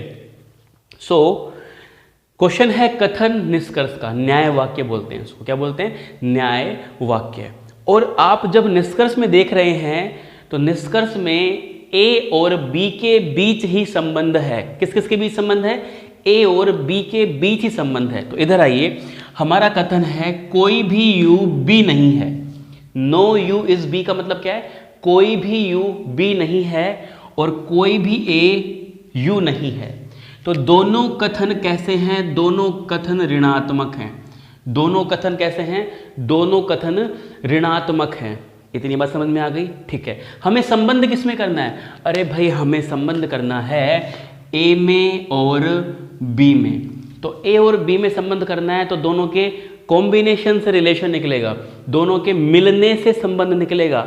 तो दो ऋणात्मक कथन के मिलने से हमें कोई भी रिजल्ट नहीं मिलता है। ध्यान रखना, ये ट्रिक है कथन और निष्कर्ष की।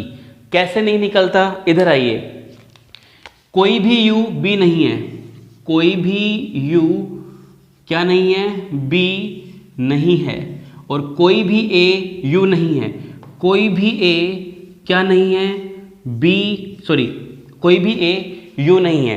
हमें संबंध किस में करना है, हमें संबंध करना था ए और बी के बीच में। तो ए और बी के गोले बहुत दूर हैं, बिल्कुल भी टच नहीं है। हाँ, अगर संभावना बोलता, पॉसिबिलिटी बोलता, तब तो बोल सकते थे, लेकिन संभावना नहीं है, सीधा सीधा निष्कर्ष पूछा गया। तो ये दोनों बिल्कुल दूर हैं। इसलिए शॉर्ट ट्रिक्स ध्यान रखनी है कि अगर पहला कथन ऋणात्मक है, दूसरा कथन ऋणात्मक है, तो इनके मिलने से कोई भी निष्कर्ष सही नहीं होता, चाहे वो धनात्मक निष्कर्ष हो, चाहे वो ऋणात्मक निष्कर्ष हो। इस पूरे चैप्टर का वीडियो अपलोडेड है सिलोलिज्म के नाम से, न्यायवाक्य के नाम से, करीबन 2 घंटे की क्लास मैंने अपलोड कर रखी है और आप लोगों ने उस वीडियो को बहुत ज़्यादा प्यार दिया है।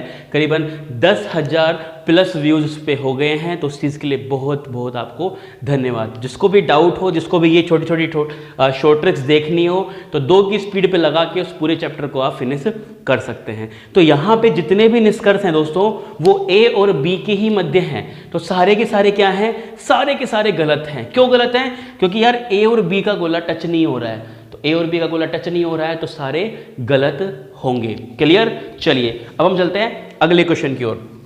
नेक्स्ट क्वेश्चन, क्वेश्चन नंबर 22 आपके स्क्रीन पे आ चुका है। फटाफट से सभी लोग ट्राई करेंगे इस क्वेश्चन के लिए। क्वेश्चन नंबर 22, क्वेश्चन नंबर 22 घड़ी का है। किस समय दोनों सुइयों के मध्य 0 डिग्री का कोण बनेगा। किस समय दोनों सुइयों के मध्य 0 डिग्री का कोण बनेगा। और मैं चाहता हूं कि इस क्वेश्चन को सिर्फ 5 सेकंड में उड़ाया जाए। कितने सेकंड में, 5 सेकंड में उड़ाया जाए। 1 2 3 4 5, समय समाप्त। रुकिए, रुक जाइए सभी लोग। मैं 5 सेकंड का क्यों कह रहा था आपको भाई, अरे मैं इसलिए कह रहा था आपको कि कुछ क्वेश्चन सोल्व करने के लिए नहीं होते, सीधा आंसर देने के लिए होते हैं। कैसे, हमें क्या निकालना है, 0 डिग्री। क्या निकालना है, हमें निकालना है दोस्तों 0 डिग्री। 3 बजे कभी 0 डिग्री बनता है क्या, 3 तो ऐसे बजते हैं, गलत। 9:21 होंगे तो सोचो 0 डिग्री बनेगा क्या। जब 9:21 होंगे तो घंटे की सुई तो इस साइड होगी और मिनट की सुई इस साइड होगी, तो 0 डिग्री पॉसिबल ही नहीं है, गलत। 10:21 होंगे तो 0 डिग्री बन सकता है, तो घंटे की सुई 10 के आसपास होगी आगे, और 21 इधर होगा, तो पॉसिबिलिटी नहीं है। इसका मतलब ये भी गलत।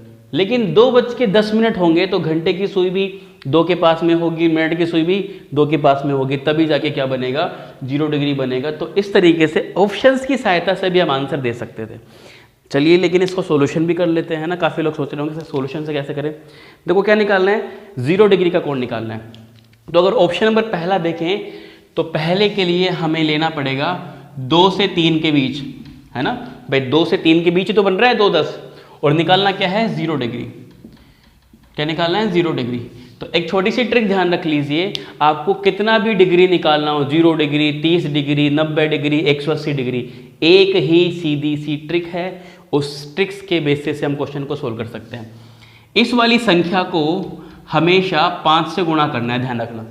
इस वाली संख्या को हमेशा 5 से गुणा करेंगे, 5 दूनी 10, और जितना भी डिग्री है उसमें 6 का भाग देना है। 0 डिग्री है, 30 डिग्री है, 90 है, 180 है, कितना भी डिग्री है उसमें 6 का भाग दीजिए। भाग देने पे जो संख्या आएगी इसको इधर लिखिए, 0 में 6 का भाग देंगे क्या आएगा 0, लिख देंगे। इस संख्या को 5 से गुणा करना है, डिग्री में 6 का भाग देना है, जो भी आएगा इधर लिख देंगे, दोनों को जोड़ देंगे। जोड़ने पर जो भी संख्या मिलेगी उसको वापस जोड़ेंगे। तो जोड़ने पे 10 मिला तो 10 को वापस जोड़िए और अंत में 11 का भाग दे दीजिए। तो कितनी चीज फिक्स है, इसको 5 से गुणा करना है, इसमें 0 का 6 का डिवाइड करना है, उसके बाद में लास्ट में 11 से डिवाइड करना है।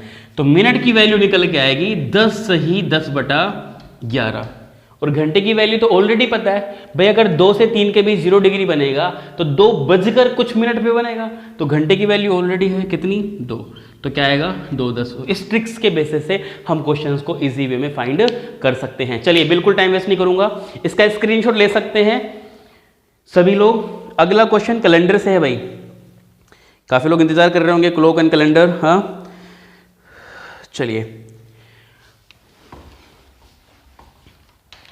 और जिनको कैलेंडर और कंप्लीट रीजनिंग की जिसको क्लास देखनी है ना टॉपिक वाइज, तो हमने 350 कितने 350 वीडियो अपलोड कर रखे हैं, 350 प्लस वीडियो हमने अपलोड कर रखे हैं। बस उसके लिए थोड़ा सा आपको एक छोटी सी फीस देनी होगी।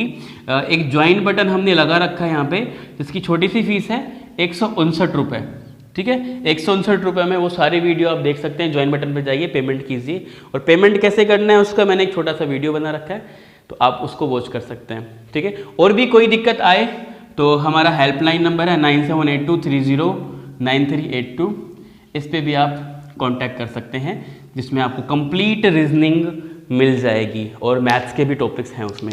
चलिए, तो अगला क्वेश्चन आपके स्क्रीन पे लगाने वाला हूँ, तैयार हो जाइए। कैलेंडर का क्वेश्चन है भाई, कैलेंडर का क्वेश्चन है, सभी लोग रेडी हो जाइए। आपके स्क्रीन पे कैलेंडर का क्वेश्चन आ चुका है।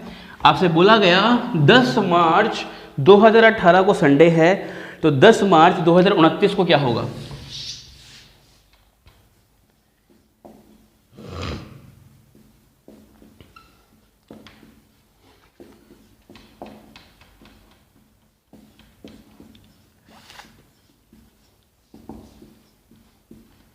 जल्दी से, 10 मार्च 2018 को संडे है, 10 मार्च 2029 को क्या वार होगा। आपके पास 10 सेकंड का समय और बच रहा है भाई, 10 सेकंड का टाइम और बच रहा है आपके पास में।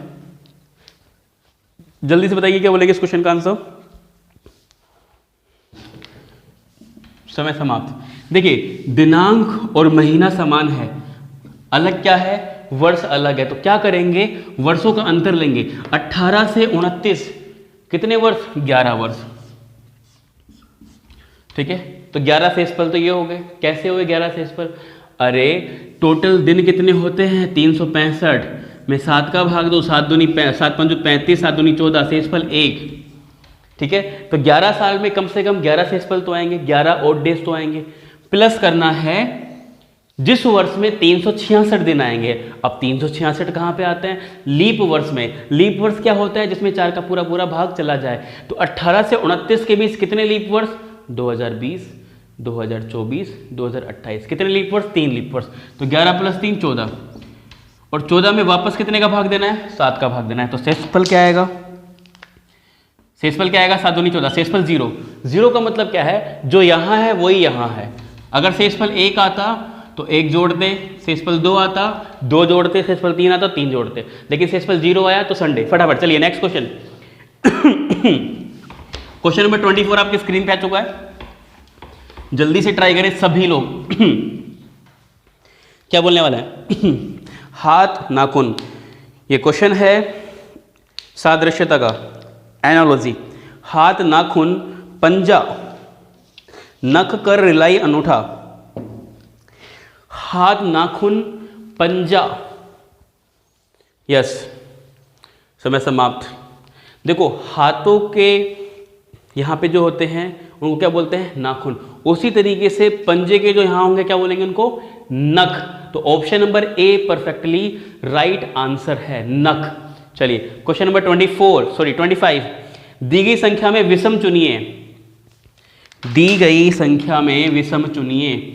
16, 100, 400, 121। बड़ा सिंपल सा क्वेश्चन है, उड़ा दीजिए। बड़ा ही सिंपल सा क्वेश्चन है, दी गई संख्या में विषम चुनना है। 16, 100, 400, 121। एक चीज पता लग रही है, सभी लोग स्क्वायर हैं। 4 का स्क्वायर है, 10 का स्क्वायर है, 20 का स्क्वायर है और 11 का स्क्वायर है। सभी सम संख्याएं हैं, लेकिन यही विषम संख्या है। तो क्या है विषम? 121 अलग है, बाकी सब सम संख्याओं के स्क्वायर हैं। खत्म। चलिए अगला क्वेश्चन नंबर 26, मिसिंग नंबर है ना। इस मिसिंग नंबर को तो मिस ही नहीं कर सकते अपन। काफी इंटरेस्टिंग टॉपिक है ये, कंफ्यूज करने वाला। इस क्वेश्चन के लिए मैं आपको 30 सेकंड दूंगा और फटाफट से आप लोग सोल्व कर दीजिए इस क्वेश्चन का आंसर। हाँ, एक सारणी है, 2 3 30, 3 4 80, 4 क्वेश्चन मार्क 270। फटाफट से ट्राई करेंगे सभी लोग इस क्वेश्चन के लिए। क्या बोलने वाले हैं? ये क्लास आपकी डेली आएगी 10 बजे, सुबह 10 बजे, ध्यान रखना। और लाइव देखने में ही मजा है ना। बाद में भी रहेगी, ऐसी बात नहीं है, बट लाइव में कंपटीशन रहेगा सभी बच्चों के बीच में, तो पता लगेगा कि आप कितना पीछे हैं और कितना आगे हैं। तो जल्दी से बताइए इस क्वेश्चन का आंसर सभी लोग। Yes, 2 3 30, 3 4 84, 4 question mark 270। क्या बोलने वाले हैं भाई? 10 सेकंड का टाइम हो रहा है आपके पास में। 1 2 3 है सर, गिनती आती है हमें। चलिए फटाफट से। 8 9 10, स्टॉप, रुक जाइए। देखिए एक बात पक्की है कि जो कार्यक्रम हो रहा है वो बाएं से दाएं हो रहा है। क्यों? 2 3 30, 3 4 80, 84। ठीक है, तो लॉजिक ये है इसमें कि 2 और 3 से क्या बना जाए? 30 बनाया जाए। तो इस तरीके से सोचा करो कि यार 3 दूनी 6, नहीं बन रहा। 2 का स्क्वायर 4, 3 का स्क्वायर 9, 9 + 4 13, नहीं पहुंच रहा। अगर स्क्वायर से नहीं पहुंचे तो थोड़ा ऊपर उठो ना, क्यूब। 3 का क्यूब 27, 4 का क्यूब 8, तो 27 + 8 35, पहुंचे थोड़े थोड़े। 2 का क्यूब प्लस 3 का क्यूब, तो 2 का क्यूब 8 और 3 का क्यूब 27, 27 + 8 35, लेकिन बनाना क्या है? 30। तो कितना कम करेंगे? 5 कम करेंगे। तो 5 कहां से आएगा? 5 आएगा यहां से। 2 + 3 5। आ रही बात समझ में? तो क्या बनेगा? 30 बनेगा। उसी तरीके से ट्राई करो। 3 का क्यूब 27, मैं लिख देता हूं यहां पे सीधा। 3 का क्यूब 27, 4 का क्यूब 64, 27 और 64 को जोड़ा तो यहां पे आ रहा है, यहां से 9 4 13, सॉरी 9 7 4 11, 1 और 8 + 9 91, 91। तो 91 में से कितना कम करना पड़ेगा? 7 कम करना पड़ेगा। तो क्या बनेगा? 84 बनेगा। बात बन रही है। उसी तरीके से यहां पे है 4 का क्यूब 64, अब हमें पहुंचाना है 270 तक। तो 5 का क्यूब 125 + 64 नहीं बनेगा। 6 का क्यूब 216, हाँ अब बन सकता है। 216 और 64 को जोड़िए 280, और 280 में से कितना कम करना पड़ेगा? 280 में से 10 कम करना पड़ेगा। तो 10 कम करने के लिए अगर यहाँ पे 4 है तो कब होगा? यहाँ पे 6 होगा, है ना, क्योंकि हमने क्या लिया है? 6 का क्यूब लिया है। ठीक है, तो यहाँ पे क्या संख्या आएगी?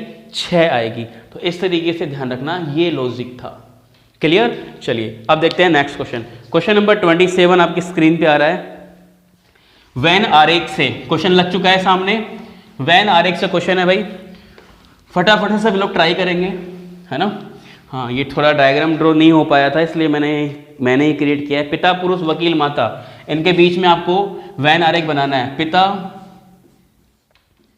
20 सेकेंड है बस। पिता, पुरुष, वकील माता,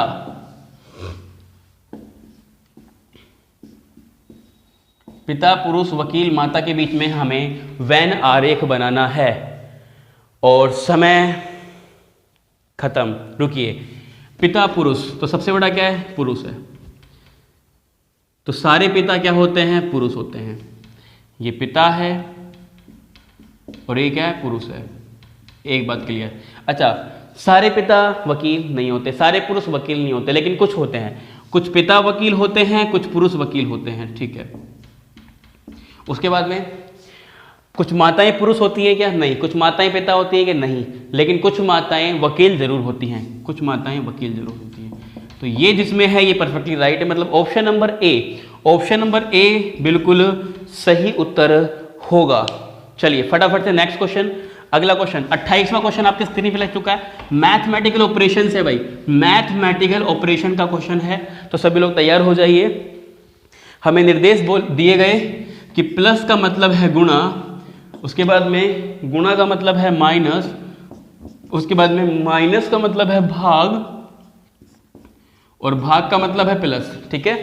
और एक इक्वेशन दी गई है 20 - 4 + 5 भाग 45, उसके बाद में गुणा 8। 10 सेकेंड और है आपके पास में। 1 2 3 4 5 6 7 8 9 स्टॉप। चलिए इस इक्वेशन को सोल्व करते हैं। देखो 20 माइनस का मतलब है भाग 4, प्लस का मतलब है गुणा 5, भाग का मतलब है प्लस 45, गुणा का मतलब है माइनस। तो बोर्ड मास नियम कहता है कि पहले भाग को सोल्व करो फिर गुणा को करो। तो पहले भाग को सोल्व करेंगे, मतलब कार्यक्रम पहले यहां पे सेट करेंगे। 20 में 4 का भाग दिया 5, 4 5 20 प्लस 45 प्लस 8 पचम 25, 25 प्लस 45 70 माइनस 8 कितना आ रहा है? 62। ऑप्शन नंबर डी बिल्कुल सही उत्तर है। ऑप्शन नंबर डी जिसका भी है परफेक्टली राइट आंसर है। चलिए क्वेश्चन नंबर 29 आपकी स्क्रीन पे लग चुका है। कथन और कार्रवाई से क्वेश्चन है, इसको नहीं छोड़ सकते थे, है ना। कथन और कार्रवाई से क्वेश्चन है। देखो मैंने जो ये पेपर सेट किया है मोस्टली मैंने सारे टॉपिक उठाए हैं, किसी भी टॉपिक को नहीं छोड़ा है। फिर भी 1-2 टॉपिक छूट गए हों तो नेक्स्ट पेपर में कवर कर लेंगे, लेकिन कवर जरूर करेंगे, है ना। जब तक तोड़ेंगे नहीं तब तक छोड़ेंगे नहीं। चलिए फटाफट से बताइए। कथन और कार्रवाई का क्वेश्चन है। कथन है तेज गति से जाने वाले वाहन द्वारा 5 स्थानीय लोगों की मौत के विरोध में हाईवे की ट्रैफिक को रोकने के लिए बड़ी संख्या में लोग इकट्ठे हुए हैं। कार्रवाई, भीड़ को तितर बितर करने के लिए पुलिस को आंसू गैस छोड़ी चाहिए। दूसरी, पुलिस को गुनहगार के खिलाफ कार्रवाई करने का आश्वासन देकर और मौके पर पुलिसकर्मी तैनात करके वीर की भावनाओं को शांत करना चाहिए। वीर नहीं है, भीड़ है, भीड़ की भावनाओं को शांत करना चाहिए। चलिए क्वेश्चन आपने पढ़ लिया, मैंने पढ़ लिया। अब सुनिए, ये है कथन और कार्रवाई। कथन कार्रवाई क्या होता है स्टूडेंट्स? एक कथन होता है जिसमें एक समस्या होती है, प्रॉब्लम होती है, और 2 कार्रवाई होती हैं जिसमें वही कार्रवाई सही होती है जो कथन को संतुष्ट करे और समस्या को ख़त्म करे। तो हुआ क्या, एक सड़क दुर्घटना हो गई, है ना, और 5 स्थानीय लोगों की मौत हो गई। तो उसके विरुद्ध में लोग प्रदर्शन कर रहे हैं और ट्रैफिक को जाम कर दिया है। ठीक है। तो पहला है कि तितर बितर करने के लिए आंसू गैस छोड़नी चाहिए। सोचो 5 लोग मर गए आपके गांव के हैं और पुलिस आई और आपको भगाने के लिए आपने आंसू गैस छोड़ दिया। आप क्या करोगे? चुपचाप रोते रोते घर चले जाओगे? अरे पागल हो, लठ लाओगे बढ़िया सा, ए ला, हैं कौन सा है ये सैनो? तो ऐसा करने से समस्या खत्म नहीं हो रही है। तो पहला क्या है, कार्रवाई गलत है।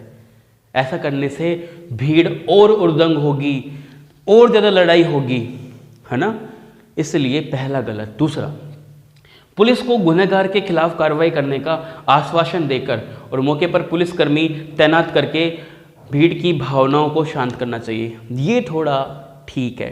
क्यों?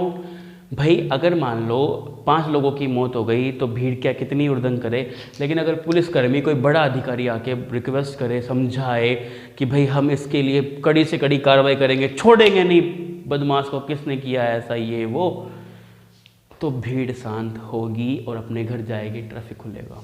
तो ये कार्रवाई बिल्कुल सही है। तो second right, first wrong. Clear. चलिए आज का अंतिम क्वेश्चन आपके स्क्रीन पे लग चुका है, प्रतिबिंब, दर्पण प्रतिबिंब का क्वेश्चन है भाई, दर्पण प्रतिबिंब का क्वेश्चन है। तो फटाफट से सभी लोग बताइए इस क्वेश्चन का आंसर।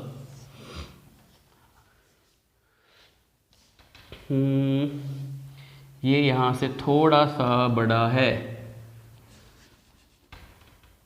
यस। देन इधर से ये ऐसे है और दोस्तों ये इस तरीके से है ना, ऐसे ही है। चलिए, तो दर्पण प्रतिबिंब का क्वेश्चन है और हमें बताना है कि ए सही है, बी सही है, सी सही है या डी सही है। तो बताइए जल्दी से क्या बोलने वाले हैं हम लोग।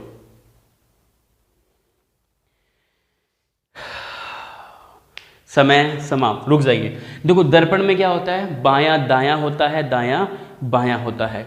तो ये चीज अगर इधर है तो ये इस साइड जाने वाली है, समझना बड़े ध्यान से कि इस साइड आएगी इस तरीके से, समझ पा रहे हो। ये जो क्रॉस था इस साइड, ये इस साइड अब बनने वाला है। उसके बाद में दोस्तों आप अगर जरा ध्यान से देखिए, यहां पे क्रॉस था, कहां पे क्रॉस था, इस साइड क्रॉस था, तो क्रॉस इस साइड आ जाएगा, अब यहां पे आ जाएगा, ठीक है। क्रॉस आपका इस साइड आ जाएगा और ये वाला जो तीर था इधर, ये इस साइड आ जाएगा। उसके बाद में ये वाला तीर इधर था तो ये इस साइड आ जाएगा, मतलब बायां दायां हो जाएगा, दायां बायां हो जाएगा। तो देखिए ऐसा किस ऑप्शन में देखने को मिल रहा है। तो ऑप्शन नंबर बी में ऐसा दिख रहा है। यहाँ पे एक एरो मैंने छोड़ दिया है ना, यहाँ पे 2 एरो थे, ठीक है ना, हाँ 2 एरो थे, तो एक एरो मैंने छोड़ दिया इस तरीके से। तो ऑप्शन नंबर बी में परफेक्टली राइट आंसर है। तो ऑप्शन नंबर बी जिसका भी है परफेक्टली राइट है। तो दोस्तों ये थे आपके आज top 30 important questions Rajasthan police के। आप कमेंट सेक्शन में कमेंट करके बताइए क्वेश्चंस का लेवल कैसा था, क्या हम आपके लिए और कर सकते हैं, क्योंकि देखो आपका सिलेक्शन हमारे लिए बहुत ज़्यादा ज़रूरी है। जितनी मेहनत हम कर सकते हैं हम ज़रूर करेंगे, ठीक है। उन 10 पेपरों में मेरा इतना है कि रीजनिंग में कोई दिक्कत नहीं होनी चाहिए, रीजनिंग में 100% नंबर आपके आने चाहिए। और लेवल मैंने थोड़ा सा अप लिया है, क्योंकि थोड़ा सा अप लेने से आप में थोड़ा सा एनर्जी बनेगी, आपका ब्रेन अच्छे से काम करेगा और वहाँ पे जो भी क्वेश्चन आएगा उसको एक झटके में आप उड़ा देंगे, ठीक है।